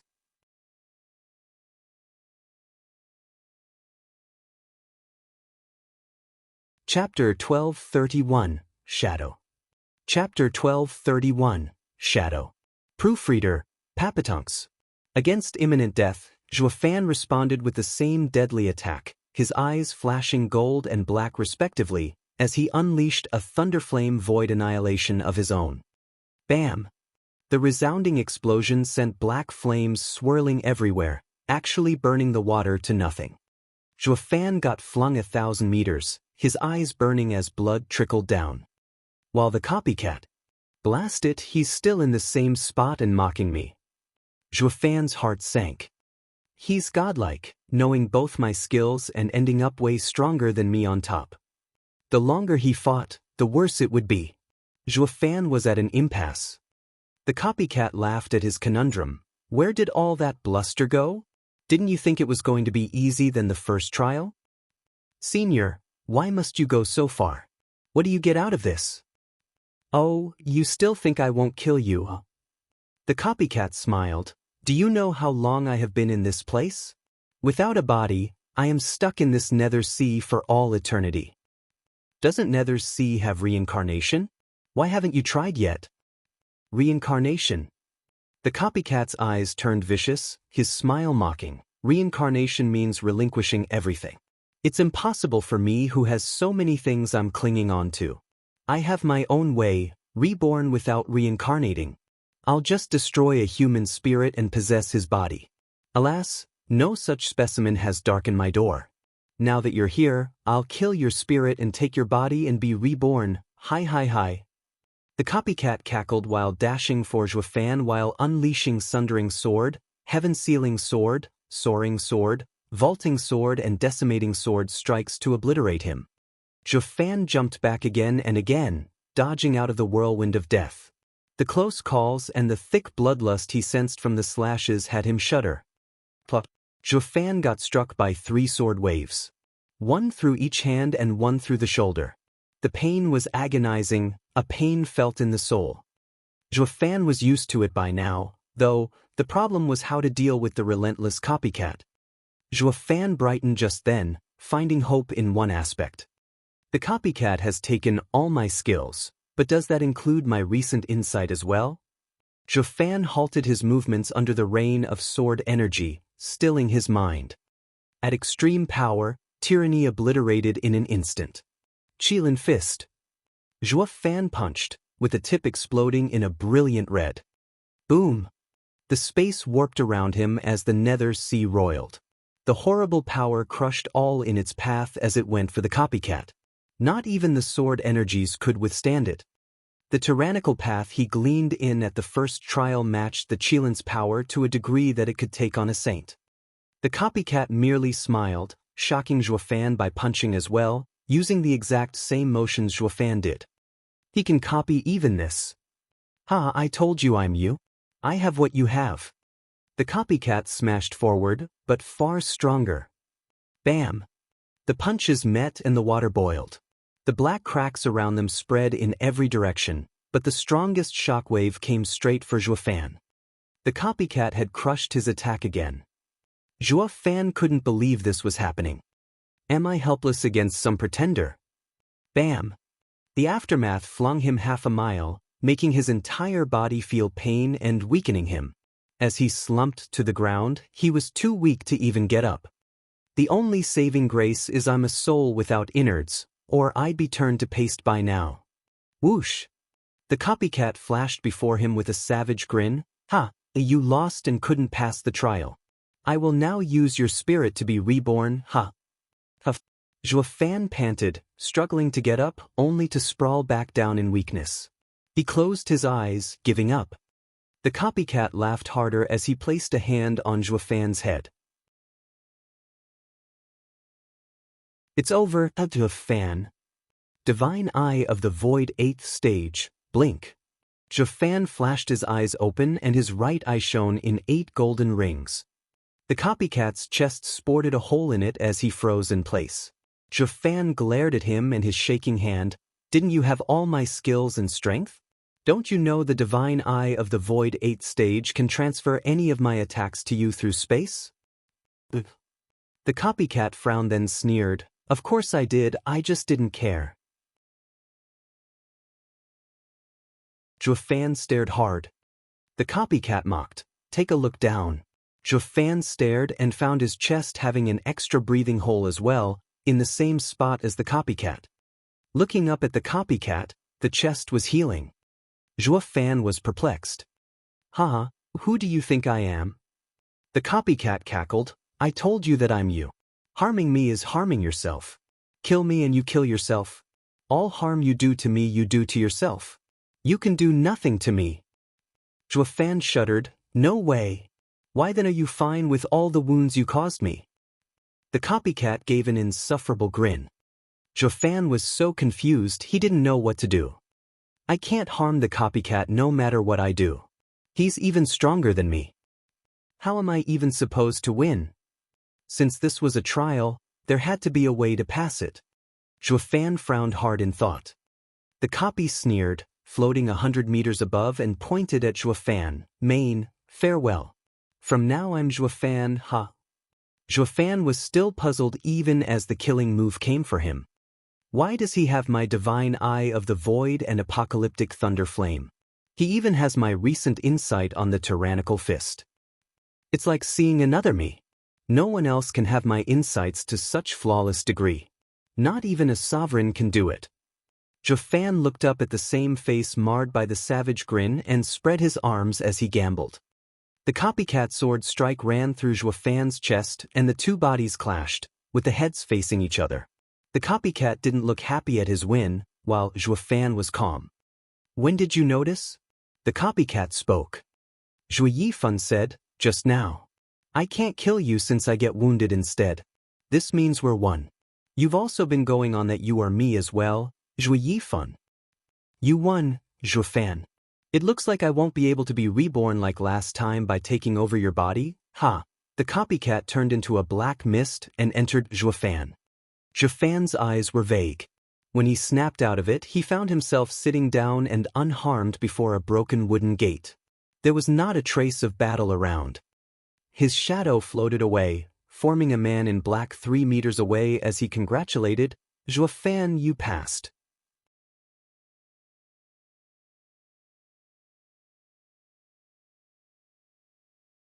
Chapter 1232, Third Trial. Chapter 1232, Third Trial. Proofreader, Papatunks. "Thank you, Senior." Fan stood up and bowed before the shadow. "Senior, was everything that happened an illusion?" "Yes and no." "What does it mean?" "An illusion is fake, but the contents can be real and fake." The shadow replied, "Those were the doubts your heart had." Fan asked, "If I had died in there, would I have died now?" "Yes and no." "And what does that mean?" Fan would have died, while the one who lived. Fan finished, "My current self would have died, while the old me would be reborn." The shadow nodded, "You can see it like that, but dying would be an exaggeration, since you're both one. The one remaining would control the heart. Are demonic Emperor Fan and the current Fan's hearts the same?" Fan shook his head. Fan came from the mortal domain while Fan was a genius of the sacred domain. Their hearts diverged long ago. "Why then do you still accept him?" The shadow smiled, "As hearts differ, so do their paths. With both of you sharing the same space, it will lead to conflicts, that leads to inner demons. You don't remove him but accept him instead?" Fan smiled and shook his head, "Hearts change, but be it for good or bad, I can never deny who I was. The path I tread today was built on his remnant. Denying it means destroying my future. Just like how my strike hurt me instead of him, for we are one." "Marvelous." The shadow gave a bright smile. "Many saints that have gained power turn their back on their past, if not erasing it completely, focused only on seeking the sovereign stage. They are blind to the truth that this action destroys their very selves. Each person's path leaves its mark from the very first step one takes. Erasing this mark will crush any chance at finishing their journey. This is the reason behind there being so many saints yet hardly any reaching the sovereign stage." "Thank you, Senior, for your guidance." Fan bowed. The shadow floated before Fan and reached with a finger on his forehead, shining prismatically. "If it had been Fan before me instead, I would have sent you back. I'm glad it's Fan and now you have passed the trial, huh?" Fan felt his heart becoming clearer, understanding deeper insights. He found with a start that he had grown in heart and mentality. "Senior, may I go to the third trial?" "Of course, let me send you off." With a wave, Fan found a black gate before him. He gave it a long look, but then someone pushed him inside. The shadow waved again and the gate vanished. Whoosh! The sea-crossing old man and the big man appeared next to him, nodding as Fan vanished. He passed again. I feared he would choose the old stubborn path. Yeah, since Fan of now is also the Fan of before. The shadow sighed and rejoiced. I was worried as well that he'd become Fan, ruining all our hard work. Fan is the epitome of a demonic cultivator, obstinate and narrow-minded. He's unable to grasp the core of the demon transformation art, or accept our paths. If Fan had been hostile and denied his former self, he would have become that narrow as well and his heart would have closed up. What fortune it never came to be. The two nodded. Many people believe what they do is right while shunning others that do the same thing. They don't realize that everyone else is their reflection.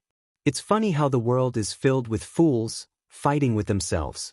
Our efforts have borne fruit, for Zhuofan accepted his past and steps closer to the Tao. It's too soon to tell. There's one last trial to go before the Nether Sovereign's test. Any deviation means everything we worked for is lost, and the final victor will be the Heavenly Sovereign. The big man was grave, while the other sighed. Rumble. The three looked up at the sky and tensed. Our 4 sovereign paths have been holding the Nether Sea for so many years against the Heavenly Sovereign, but with 2 of us having been passed on, there's no telling how long before the Nether Sea falls under his assaults. I just hope it'll be enough for all the inheritances to be passed on. Boom! Another rumble came from above, making the entire sea roil and the sea beasts rushing into hiding, all of them. Ugh. Zhuofan slammed into the ground once more with a familiar cry. This place was way weirder than the last ones.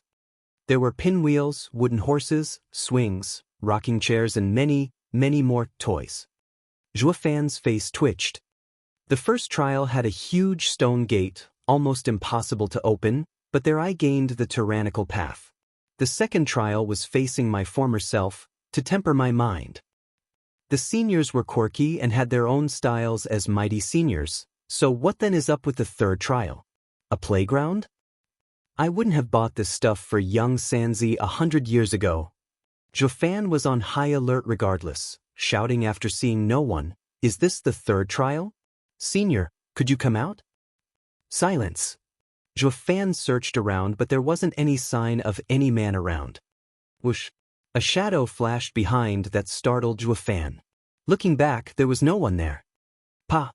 Another person appeared behind him again and Zhuofan swished around, but still no one. Senior, please, enough with the games. You have enough power to toy with me to death. I am close to dying of boredom, all alone for so many eons. Don't worry, I won't get tired of you anytime soon. A child's voice echoed, making Zhuofan flinch. Looking back, he still found no one there. Senior, does passing the third trial imply beating you as well? Why beat me? The child giggled. Since you want to pass, the goal is hide and seek. You find me and you pass. Hide and seek? Zhuofan frowned. Isn't that just random? Is that what you think?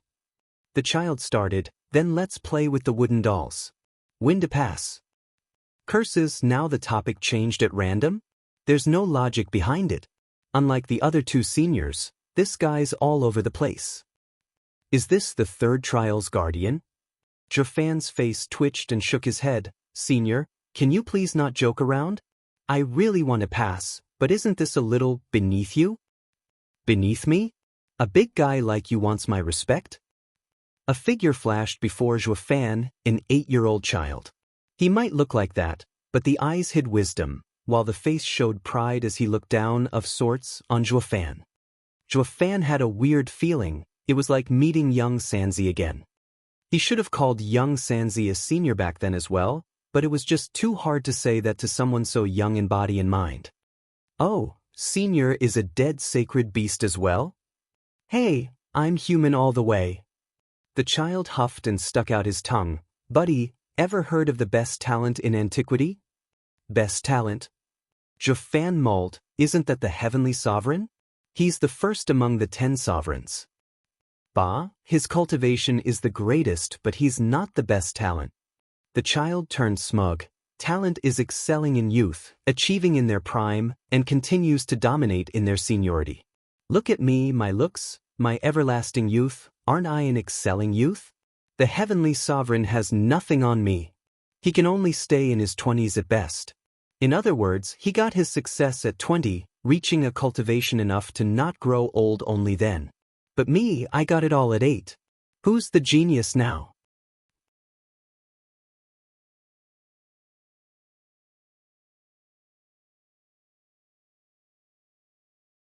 Chapter 1233, Child Sovereign.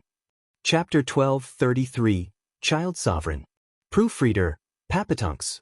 Zhuofan sized him up and shouted, I heard that among the 10 sovereigns, the last one is the Child Sovereign, having found his path in youth. Can it be that, sir? Hey, leave that last part out. The child sovereign's face twitched and sneered. Were all sovereigns yet talk behind another's back? Especially those three, having no shame calling themselves the top of sovereigns. And when it's my turn, they label me as the runt. Couldn't you have come up with the ultimate talent instead? Are you looking down on me because of my looks? Jafan chuckled, bowing with respect. Forgive me, sovereign. But even so, Sir is still a sovereign, a realm all want to achieve and never could, even if they get a poor title. I'd rather not hear you saying that about me. I'm not much worse than the other 9 either. The child sovereign flared his nostrils, looking at Jafan with a cold gaze. Buddy, did you come to pass the trial? Yes. Just go home, you won't make it. But I didn't even try. You're still asking why? Because you mentioned that title, that's why. Humph. The child sovereign stuck out his tongue. You called me last, so I'll keep you in the nether sea until you rot. Jafan sighed. The child sovereign looks like a kid, but he's been a sovereign for countless eons, unlike Gu Santong. So how can he still act like one? Just how did he become a sovereign anyway? What's his path? Regardless, he's being hard on me on purpose. At least I've been through this before with young Sanzi. Maybe I'll just coax the young sovereign. Just what made them stay the same after years and years? Sovereign, that was but a slip of the tongue. In truth, everyone respects and admires Sir the most among all the others. Jafan beamed, putting on an amiable look as he sucked up to him. There has never been one with more talent than Sir in all of history. There hasn't been any youth achieving their paths for so long. Even my godson, Gu Santong, it was because he was a young sacred beast that he had so much power, but he also grew up in the end. Only Sir, forever young, can outclass all the other sovereigns. They must be jealous of your talent to call you last. But Sir isn't last to me, you are the first. Child sovereign gave a wide smile. Truly? More real than you and I. Just with your youthful looks, none of the others can match. They must be dying with envy, huh?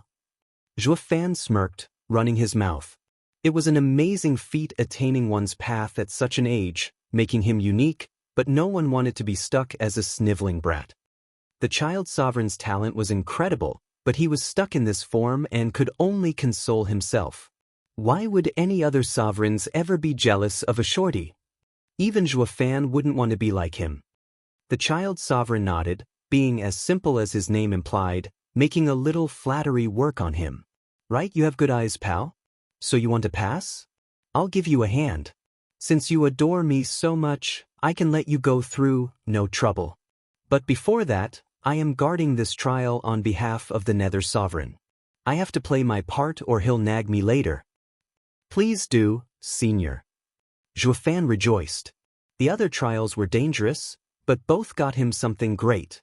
The last trial had to be up to par as well, and he was looking forward to it.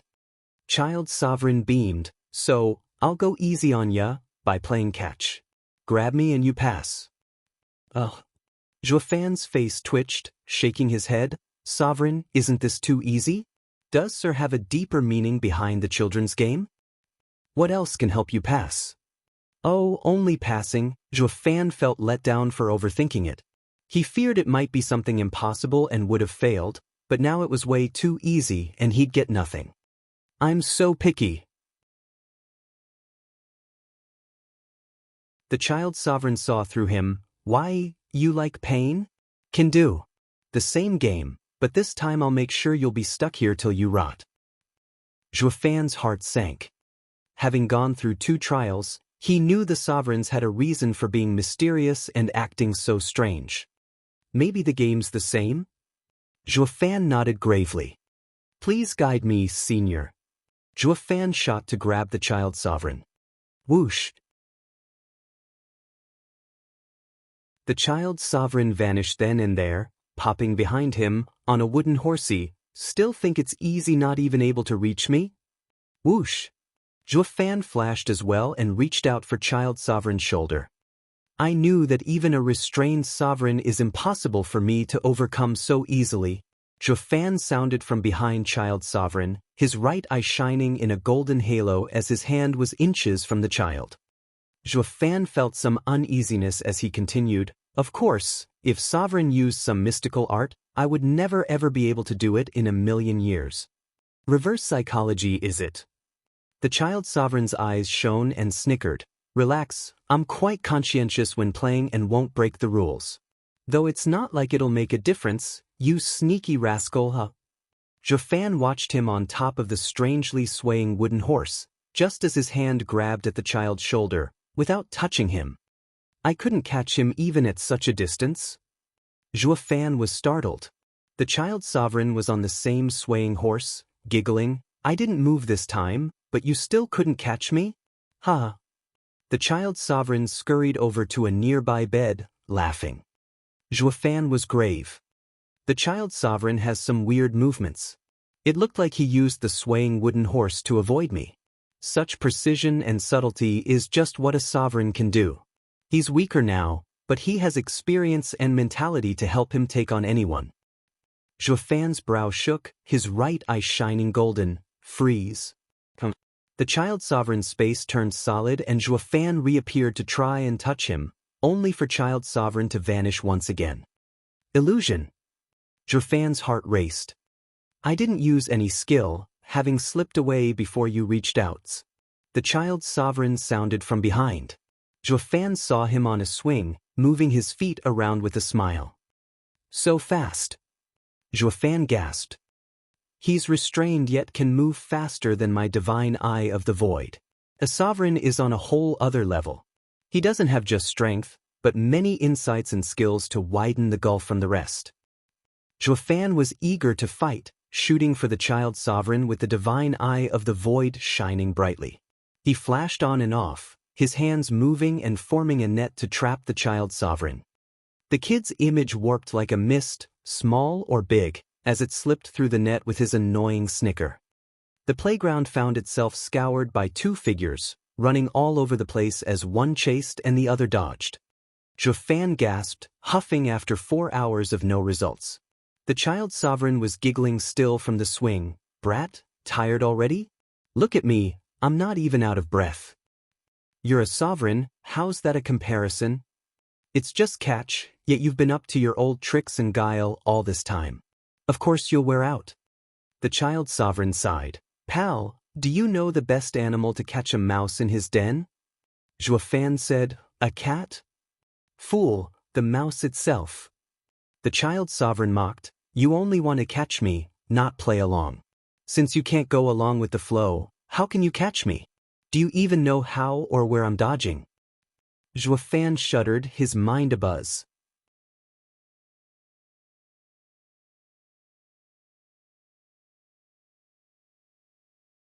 Chapter 1234, Return to Your Roots.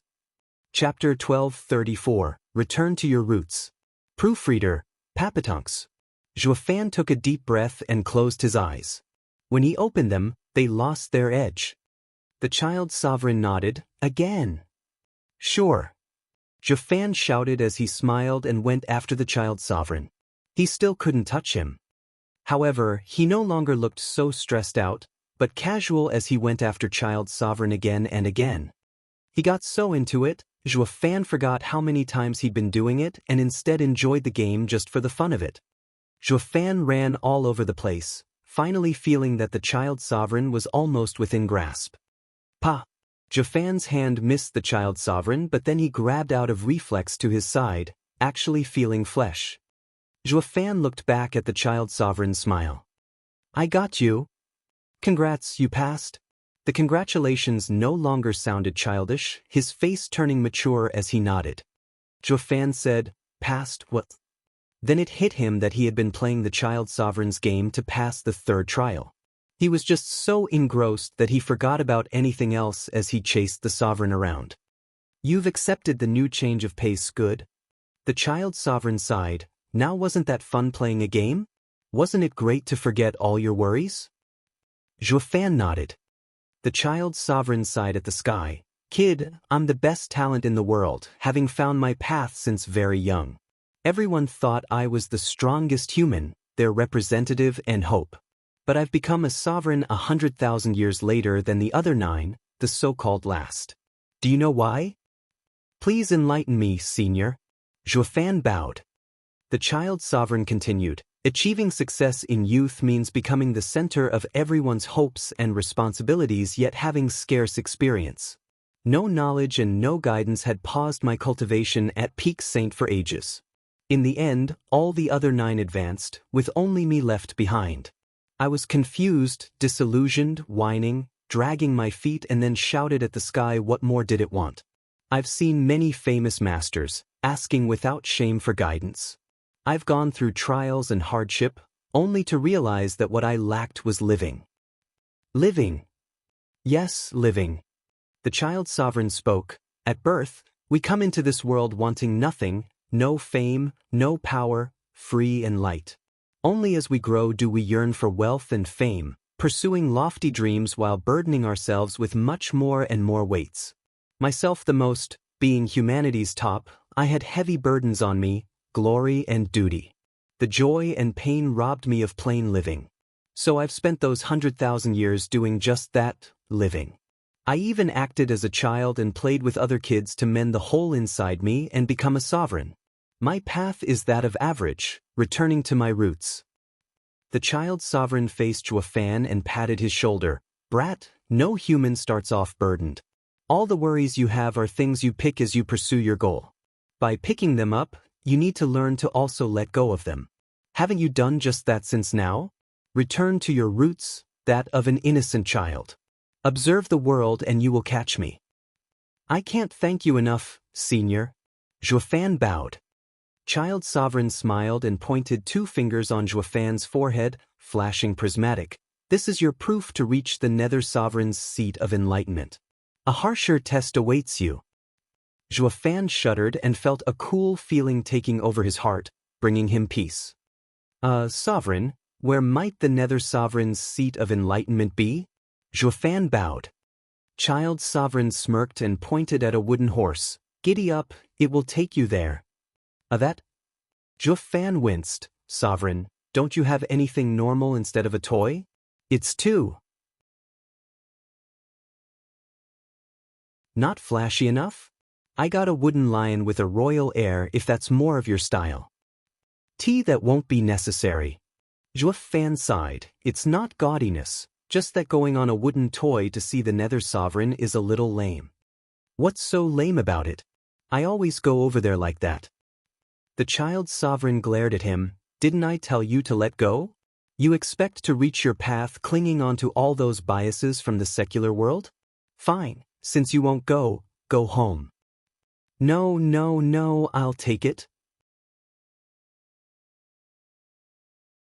Juefan rushed to stop him, putting on a grimace as he got on the wooden horse. He struck a funny image, a grown man riding a children's horse. He still looked stylish though. The child sovereign burst out laughing. Juefan sighed. Sovereign, you must be bored to death, using games to toy with me. But I can take it, for I respect my seniors. Better keep that to yourself and have your last shred of decency, huh? Go. Pa. Slapping the horse's butt, the wooden horse shot forth like a shooting star. Juefan was gone before he knew it. The child sovereign smiled. This leaves the Nether Sovereign's side. Old friend, it's up to you now. The cataclysmic explosions rumbled as the sky cracked and the Nether Sea boiled. Child sovereign sighed. Heavenly Sovereign, you're here. The child sovereign vanished. He reappeared high in the sky along with 3 other figures. They said with urgency, how was it? Did he pass? Isn't it obvious since I'm here? The child sovereign looked at the sky and at the spreading cracks with clenched fists. How long will it last? The trio shook their heads. Heavenly Sovereign's divine eye of the void's 2nd stage, void annihilation, is designed to break barriers. With only one sovereign path remaining, with the Nether Sovereign linking with the Nether Sea, I believe it would last at most 1 hour. In other words, the Nether Sovereign must pass on his life and death path in this short time before all is for naught. The child sovereign ended. Dark clouds loomed in the horizon, with a minute light trailing among the gloomy weather. How's this wooden horse so fast? The biting winds made Juefan's ride unpleasant, shocked at the toy's speed. In moments, he was on a bleak mountain, with a stone platform made up of 3 square meters black blocks. A wooden cross stood tall on the platform, with a familiar figure tied to it struggling to break free off those bonds. Ching Ching. Chu Ching Ching started and cheered, Zhuo Fan, ah. The image of Zhuo Fan on the wooden horse left her speechless. Just where did you find that weird ride? She then snapped out of it, Zhuo Fan, help me. I'm coming.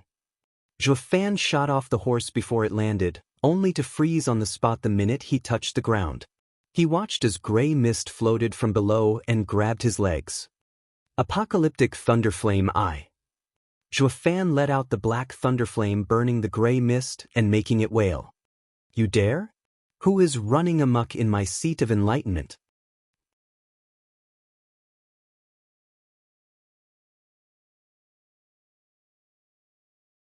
Chapter 1235, Lost Souls. Chapter 1235, Lost Souls. Proofreader, Papatunks. Whoosh.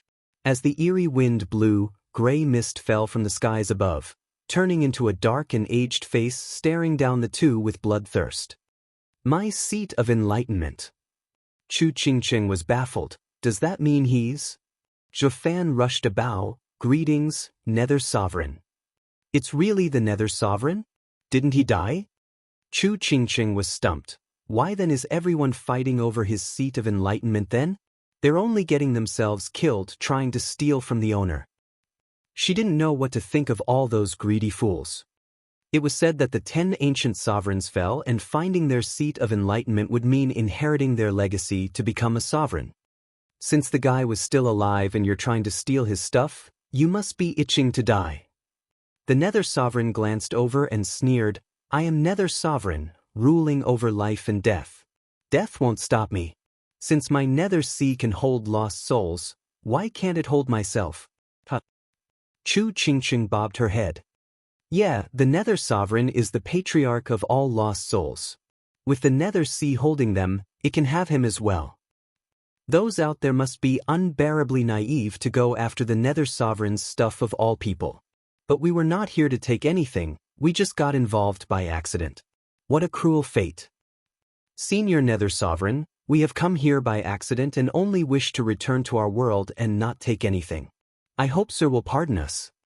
Zhuo Fan bowed. As per your demands, I passed the 3 trials. Please let us go. Chu Ching Ching bobbed her head. The Nether Sovereign sneered, trials? Right, I did set those up so one could see me by passing them, but that does not guarantee you'll get to leave with your life. A chance isn't the same as certainty. It's all up to my mood.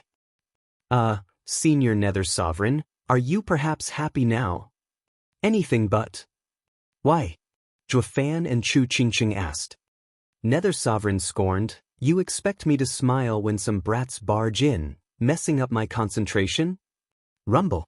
A boom came from up above and the Nether Sovereign turned grave. However, I won't go hard on you and shall give you a choice. One of you shall stay and one can return. You choose. I'm staying. Both shouted at the same time. The Nether Sovereign cackled, ha, that was quick. Was I being too easy, perhaps? Then here's another. Senior, you're a renowned sovereign. How could you not keep your word? Chu Ching Ching tensed and looked at Zhuo Fan. Since you're letting someone go, let him. I will become a lost soul. Zhuo Fan remained silent because he knew the problem was simple and complicated. Neither of them wanted the other to become a lost soul. The Nether Sovereign had brought up this question because he already had a solution in mind. The Nether Sovereign smiled, I told you that you have a chance to walk away alive. Since you couldn't choose it, let me help you.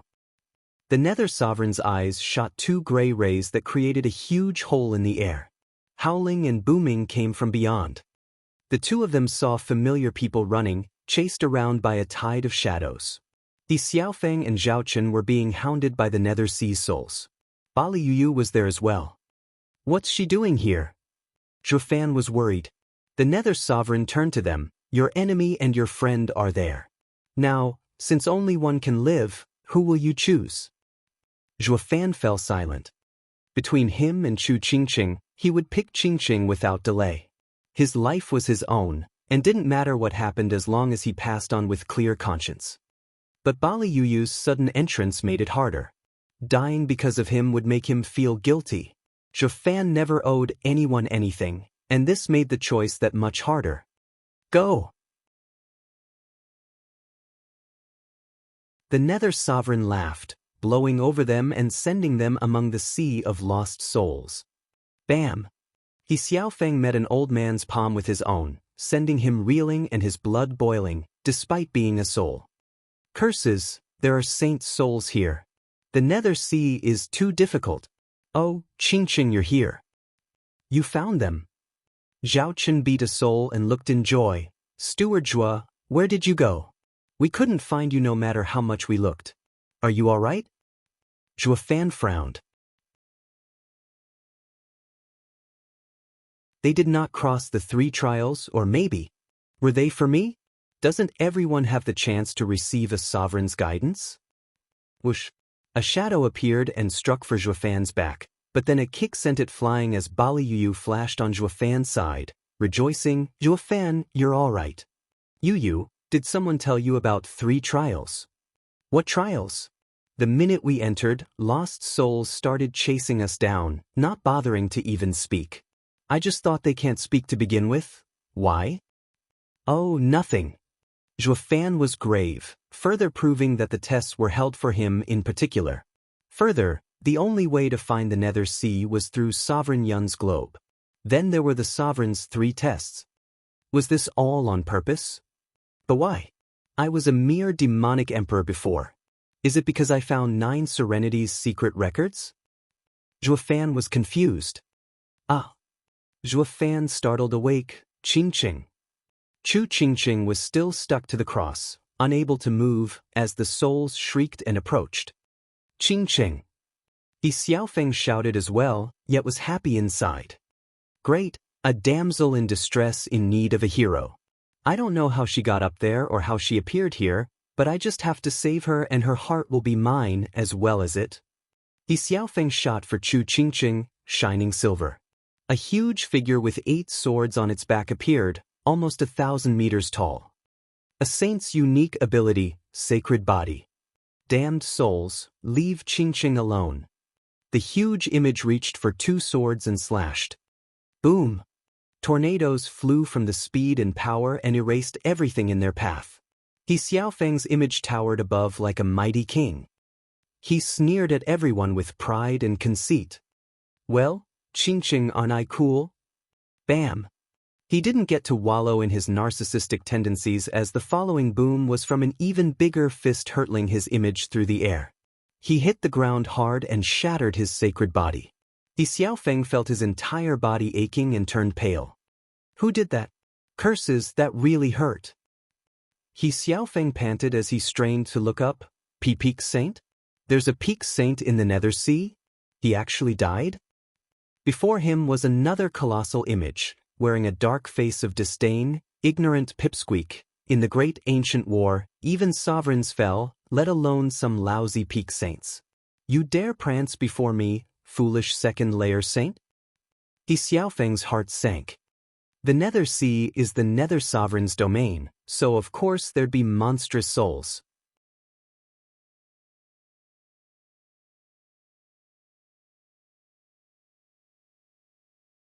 Chapter 1236, Life and Death. Chapter 1236, Life and Death. Proofreader, Papatunks. Saint, what do we do? Zhao Chen panicked in the face of such an unstoppable enemy and rushed to He Xiaofeng. Since you're a saint, you should handle it, right? Besides, he's dead while you're alive. He Xiaofeng's face twitched, his heart shaking as he found himself stuck unable to do anything. He was the Sacred Mountain's young master, with lofty cultivation enough to toy with any other fools outside as none could do the same to him. Here though, he couldn't raise his head, for his fist was weaker. Bam! Another boom echoed as the saint's fist came for another blow. Lightning flashed, with the space cracking in places and warmth coming from one hole. That's yang energy. He Xiaofeng shouted, that's the exit. Use it to leave. Humph, you're right about that, for no matter how hellish the nether sea is, a glimmer of hope will always exist. The dark man's hand took out a cup with bamboo sticks, throwing it to the ground. These are life and death omens, with only 10 of 1,000 bearing life. Win and get lost. Lose and you'll stay, forever. The group looked grave. With this peak saint taking charge, there was no forcing one's way out. The only choice was to follow his rules, test their luck on those sticks and hope to get that one slim chance at life. None felt the odds any bit promising. I'll go first. Zhuo Fan stepped out. Others found this situation a life or death case, while he tried to look beyond it and understand its purpose. Since the sovereigns set this up, I should be safe. Without a care, Zhuo Fan reached out for a stick. The others were tense and grateful. Even Zhao Chen felt admiration for the man. Steward Zhuo is a cut above the rest. It's a shame his cultivation is so low, for he excels in everything else. Not everyone can take the pressure of facing imminent death. They were oblivious to the fact that the game was rigged and he knew it. The stick he chose had the word life written in red. Good sign. Zhao Chen laughed. With just 1% chance, he picked life. Steward Zhuo's fortune is beyond life, ha. What fortune? That is a total disaster. He Xiaofeng spat. Picking life means our odds just dropped, imbecile. Zhao Chen choked. No one else was eager to try their luck. In the end, Bali Yu finally went for it. The thin stick had a black word on it, duh. Bali Yu sighed toward Zhuo Fan. The others tensing. Life is fortune while death is normal. But will such a blessing fall on me as well? What are the rest of you waiting? The peak saint huffed. I take it that you give up and choose to stay in the nether sea forever. He Xiaofeng glared hard at Zhao Chen, barking, go pick. Since the order wouldn't change anything, Zhao Chen reached out with a shaky hand, picking up a life stick. Zhao Chen was elated and laughed. He Xiaofeng's face twitched. Curses, I should have gone instead. Now the odds are lower. He Xiaofeng reached out with a trembling hand, sweat trickling down. But then he thought better and pointed at Chu Qingqing. Wait, what about her? How can she pick one when she's tied up? She caused trouble and was tied up. She'll have to let another pick for her. Her fate is either to live or to have her soul destroyed here and now, never even able to wander the nether sea. What? Everyone gasped. What did she do to deserve such cruel punishment? Zhuo Fan understood everything and said nothing. He Xiaofeng's eyes shone and picked death. He Xiaofeng's horrified face was pale as paper. The peak saint cackled. Rotten cretin, how many souls did you kill in the nether sea so far? You should have been tied up as well and die at my hand. Now that you chose death, you're dead anyway. His palm flashed with unseen speed. Wait, He Xiaofeng shouted. The savage palm halted. Any last words? The stick wasn't for me, but for her. He Xiaofeng pointed at Chu Qingqing. Chu Qingqing shook her head. No, I didn't ask him to pick for me. That stick is his. Yeah, why would you get to pick for her?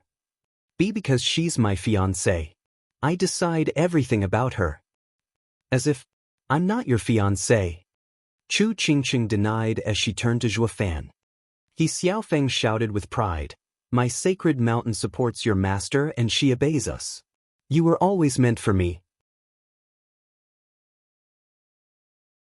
You have always been my child bride. Everything you have is because of me. You can just ask your master when you go back. No, that just cannot be. Chu Qingqing shook her head in anger. You're just afraid of dying and are spouting crap. No, he is right. The peak saint boomed. You entered with your souls in the nether sea and manifested in bodies. In other words, your soul's energy is under the nether sea's watchful eye. Any lie you say will be reflected on your in bodies. As there is no reaction from him, this proves it is true. Chu Qingqing shuddered, hanging her head in disbelief. How could master? Zhuo Fan pondered. They know of the sovereign path on her and they now want it. Well, can I choose for her now? Yes.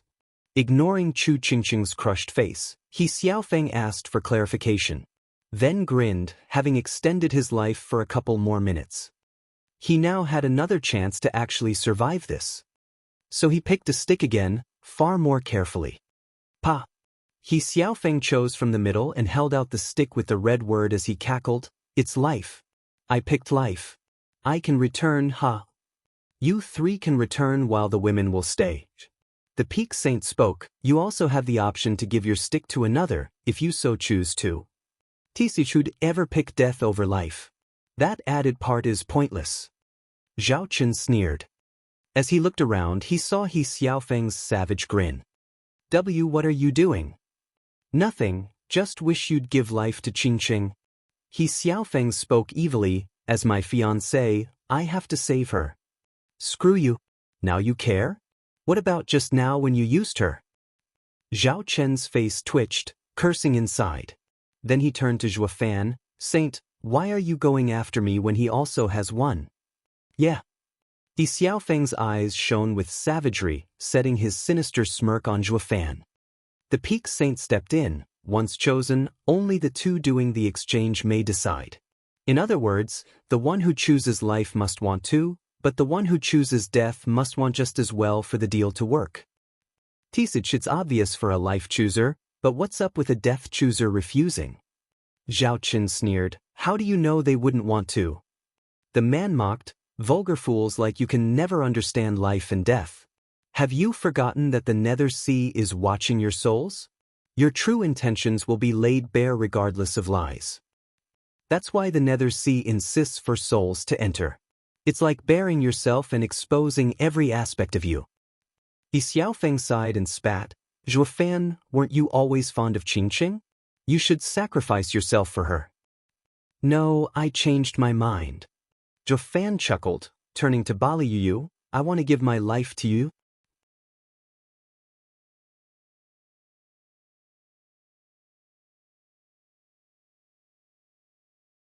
Chapter 1237, Cleanse. Chapter 1237, Cleanse. Proofreader, Papatunks. What? Everyone was baffled, even Bali Yu, by Zhuofan's choice. Didn't he always love Chu Qingqing? Why? Zhuofan walked before Bali Yu and sighed as he gave her the life stick. "There's no need for you to stay in hell because of me. Go back." "You're giving me life because you owe me?" Her big eyes watched him. Zhuofan shook his head. "No, that intention might have been before, but now I truly want you to live. Just because the heart chooses to." Bali Yu looked at the Peak Saint with questioning eyes. "He is sincere." The saint judged. Bali Yu bit her lip and looked at Chu Qingqing as she held her own death stick. "I understand what you're thinking. Even though you want to die, I will respect your decision." Both hearts agree. The deal is concluded. The saint spoke. Zhuofan smiled and patted Bali Yu's shoulder, taking her death stick and walking to Chu Qingqing. Bali Yu's eyes teared up. Xiaofeng was baffled. What's up with him? Why did he yearn for the death stick more than his life? Insatiable fools like you could never understand life and death. The Peak Saint sneered at them, then he flashed next to Chu Qingqing and Zhuofan. His huge palm hovering overhead, "Having chosen death, this palm shall destroy you." Zhuofan hugged Chu Qingqing with a peaceful expression, "Will you regret us dying?" "It matters not when neither life nor death can part us." Chu Qingqing smiled back, then sighed, "I just feel a bit of loss since I don't know where I came from. I had someone look into it. We'll know it soon, if we survive.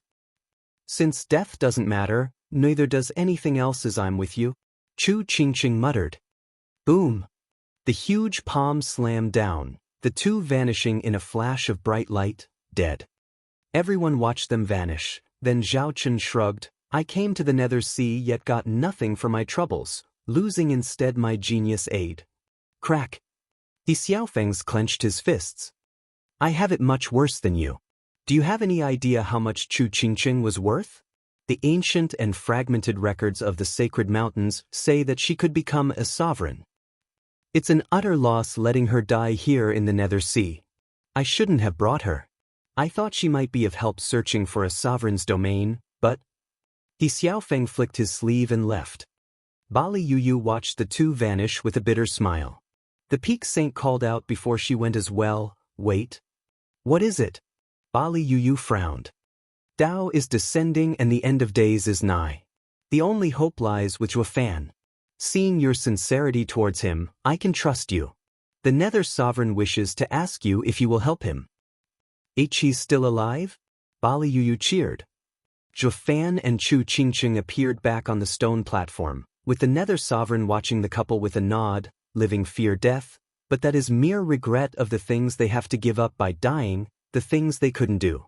Letting go of everything makes life and death meaningless. Juefan, you passed the last test." "Thank you, Sovereign, for your wisdom." Juefan bowed. "Only, aren't you worried that I was certain you wouldn't kill me?" The Nether Sovereign raised an eyebrow. "Kill you? Did you really think I never thought of it? Except for the 3 guardians, the other testers were Zhui Yifan from your heart and that peak saint. None of them have ever gone easy on you. By failing to grasp the tyrannical path, you wouldn't have passed the first trial. You took on his fist intent, and while you can't feel it, your body is in shambles. Any more strikes and your body would have crumbled and left you in the Nether Sea forever." Juefan shuddered from shock. "On the second trial, if Zhui Yifan had won, you wouldn't be you anymore. Your heart would have regressed to the time of being the demonic emperor in sacred domain, with the 100 years of experience in the mortal domain erased." The Nether Sovereign continued, "In the third trial, was it really just a game with the Child Sovereign? With your Spirit King soul power, didn't you find it odd how you still stood after 4 hours of relentless running? The trial strained your mind. Your spirit would have been spent to death if you hadn't understood the path." Gulp. Juefan's heart froze. He always thought they used different ways of teaching him, not realizing the deadly danger lurking beneath. The Nether Sovereign mocked, "The 3 trials and the 5 testers, all passed on to you their path while also ready to kill you in the process. Nothing is free in this world. The bigger the risk, the bigger the reward, with the reward always in correlation with the price. They were earnest in passing their path to you, that meant holding nothing back, even if it meant ruining everything by killing you. It is the only way to truly invest oneself in teaching, by giving their all so that you can understand them. Just like that last palm, it struck not you, but your heart. Had you not let go of all your worries, even believing to have a lucky break, the palm would have shattered your soul. It had nothing to do with Miss Chu at all. It was all you, huh?" Juefan felt a chill down his spine, realizing with a start just how close he was skirting death. "The sovereigns were too playful, hiding death behind their smiles and making me confused." The Nether Sovereign smiled. Rumble. The skies shook hard, the sound slamming into their ears. The Nether Sovereign grew worried and rushed things. "Juefan, once you return, focus on understanding my life and death path, as well as the other 3 paths. It's all up to you to stop the end of days." "End of days?" A fan started, but then a prismatic glow entered him from the Nether Sovereign.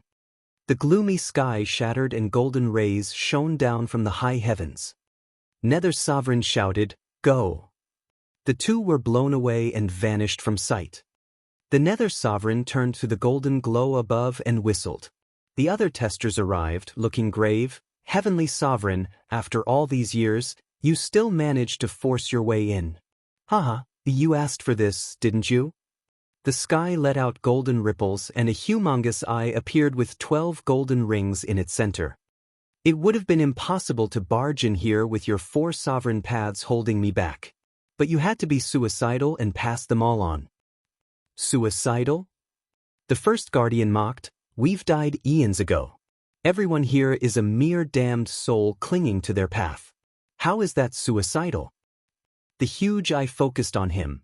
Tyrant Sovereign, Shadow Sovereign, Child Sovereign, Nether Sovereign, and Rebirth Sovereign.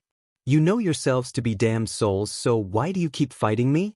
I'm not doing this out of my wish, but for the world's Tao. But your path is frightening. The old fisherman said, "The world is of yin and yang, condoning good and evil within its boundaries, without any extremes. All the creatures had the right to live." Heavenly Sovereign mocked, Tao is the foundation of everything in existence, discarded like a rag the minute the demonic path arrived. The world is tainted, no longer caring about Tao. What's terrifying is the demons in humanity. As the Heavenly Sovereign, I shall stand in heaven's stead to enact the Tao by purging all demons. As such, since you're all born of the demonic path, you all must be removed for being opposite of my path. We aren't demonic cultivators, but people, in coherence with Tao. Nether Sovereign spoke, we seek the good in people, while you can't see right from wrong. Of course we walk different paths. Humph, we really are different men on different paths. You want to use the demonic path to fuse the 10 paths, to fight my heavenly path. But all your hopes will be in vain, with your plan in shambles. I will be the one to fuse the paths and not the one you rest your hopes on. Heavenly Sovereign mocked, farewell for good, old friends. Cleanse. The huge eye shone in 11 golden rings, unleashing a ripple of light. The Nether Sea vanished then and there, despite the Nether Sovereign's calm face. Heavenly Sovereign, you will fail. Our paths shall bear witness.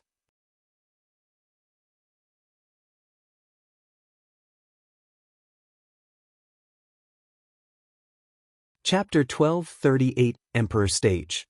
Chapter 1238, Emperor Stage. Proofreader, Papatunks. Whoosh! A shadow flitted beneath the blazing sun, before slamming into Zhuofan's body. He shook and coughed blood. Senior Nether Sovereign was right. I couldn't feel it, but my body is a wreck from Senior Tyrant Emperor's punches. Feeling sharp pain from everywhere, Zhuofan sighed. Those seniors went all out when it came to passing their path, going as far as killing me if they had to. Big Brother Zhuo. A cry came, great, your soul is back. That he Xiaofeng and Zhaochen came back before and said you and Sister Qingqing died in Nether Sea. You gave me such a fright. Thank heavens Sister Yu came after and said that you'd wake up. Zhuofan looked at Schwanger and her smile. Then he looked around, but all he found was Luo clansmen. Where are the others and Qingqing? Ruby Cloud sect group heard of Sister Qingqing's passing and took her body. Demonic Emperor, and that he Xiaofeng didn't even look at you as they left. Schwanger smiled. Zhuofan nodded. Those two only care about themselves and no one else. Since my soul returned, Qingqing's must be back as well. That he punk might try forcing himself on her after finding out she's alive. What a shame I couldn't get rid of him in the Nether Sea. Zhuofan sighed and looked around. Where's Yu? I don't see her. You finally think about her. Schwanger squinted at him. Sister Yu said she has something to do and won't be back to the clan for a while. Something? What can she do when she isn't even familiar with sacred domain? Zhuofan frowned, but gave up trying to figure it out.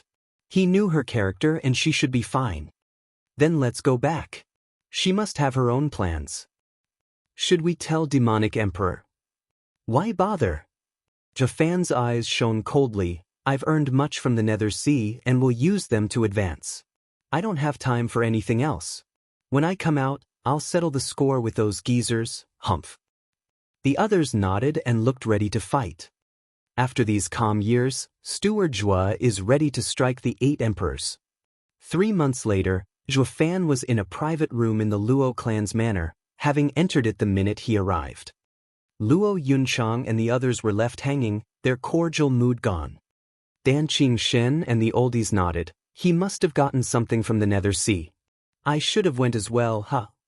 Yeah, it must be something great by the looks of his hurry. They were envious. That's a supreme expert's domain for you, filled with riches. The kid is so biased, taking just 2 girls with him to hide his strength. We really missed out. The others nodded.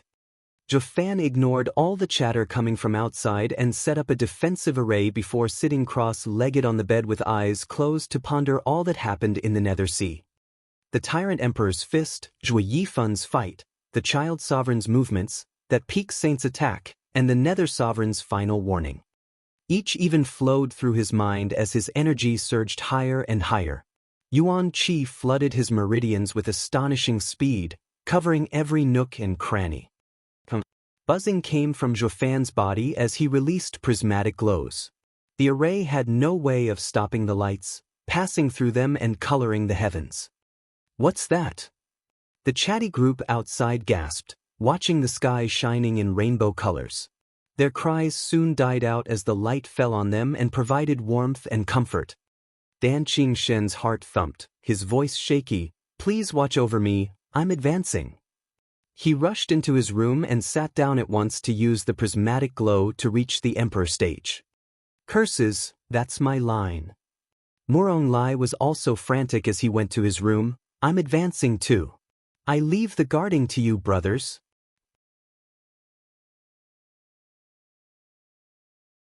You think we're any different? Let's leave guarding to whomever feels like it, 'cause I won't. Ouyang Lingtian went as well. How sly, advancing by yourselves. What about us? Yeah, we're in the same boat. This is a truly rare chance we cannot miss. Yeah, let's just all advance then and no one guards. All of the Luo clan in the city felt something from the prismatic glow above, their strength soaring. None had time for anything else, whether patrolling or guarding, as they vanished into their rooms to close their eyes.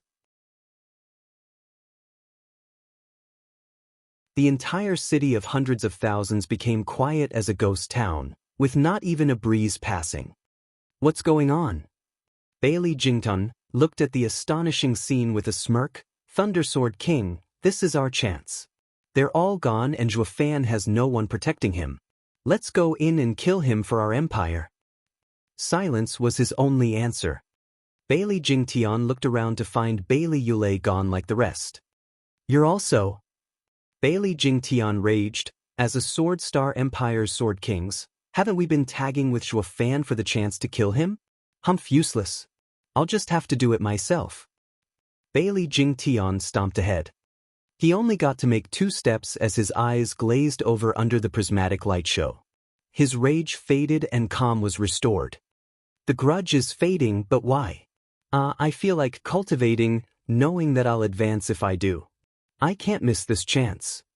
Bailey Jingtian plopped down then and there to meditate. The prismatic lights danced above over everyone's heads, enlightening them. None of the citizens missed this chance to cultivate. Boom! With a large explosion, a draconic cry sounded. Dan Qingxuan's dragon's soul soared out and shone golden alongside a 300-meter-long sword. He actually formed his imperial mark so soon. His power surged wildly, growing exponentially. He entered Emperor stage under the prismatic light yet didn't stop. Following Dan Qingxuan were tens of other auras booming all over the town and unleashing their golden aura into the skies. Murong Lai and the others advanced as well. Luo Yunhai and the Luo clan's young guards reached the Spirit King stage. Luo Sifan and the juniors jumped 2 whole stages, to the Genesis stage. Everyone was overjoyed and amazed. Even with the incredible spiritual energy of the sacred domain, wasn't this still too fast? The only explanation was the mystical prismatic light coming from Zhuofan's room. They knew it had to be incredible. Cultivating under such a light was paradise. So they kept going despite having advanced, for the multicolored lights called to them and whispered deep secrets of the world that made their yuan qi soar. You're tuning in to the Passion Pages YouTube channel. We're so grateful for your support, and don't forget to subscribe to join us on this incredible journey through captivating stories. Your generosity through donations truly makes a world of difference, as it's the primary source of revenue that allows me to expand and enhance this channel for you. Thank you from the bottom of my heart for being a part of this adventure.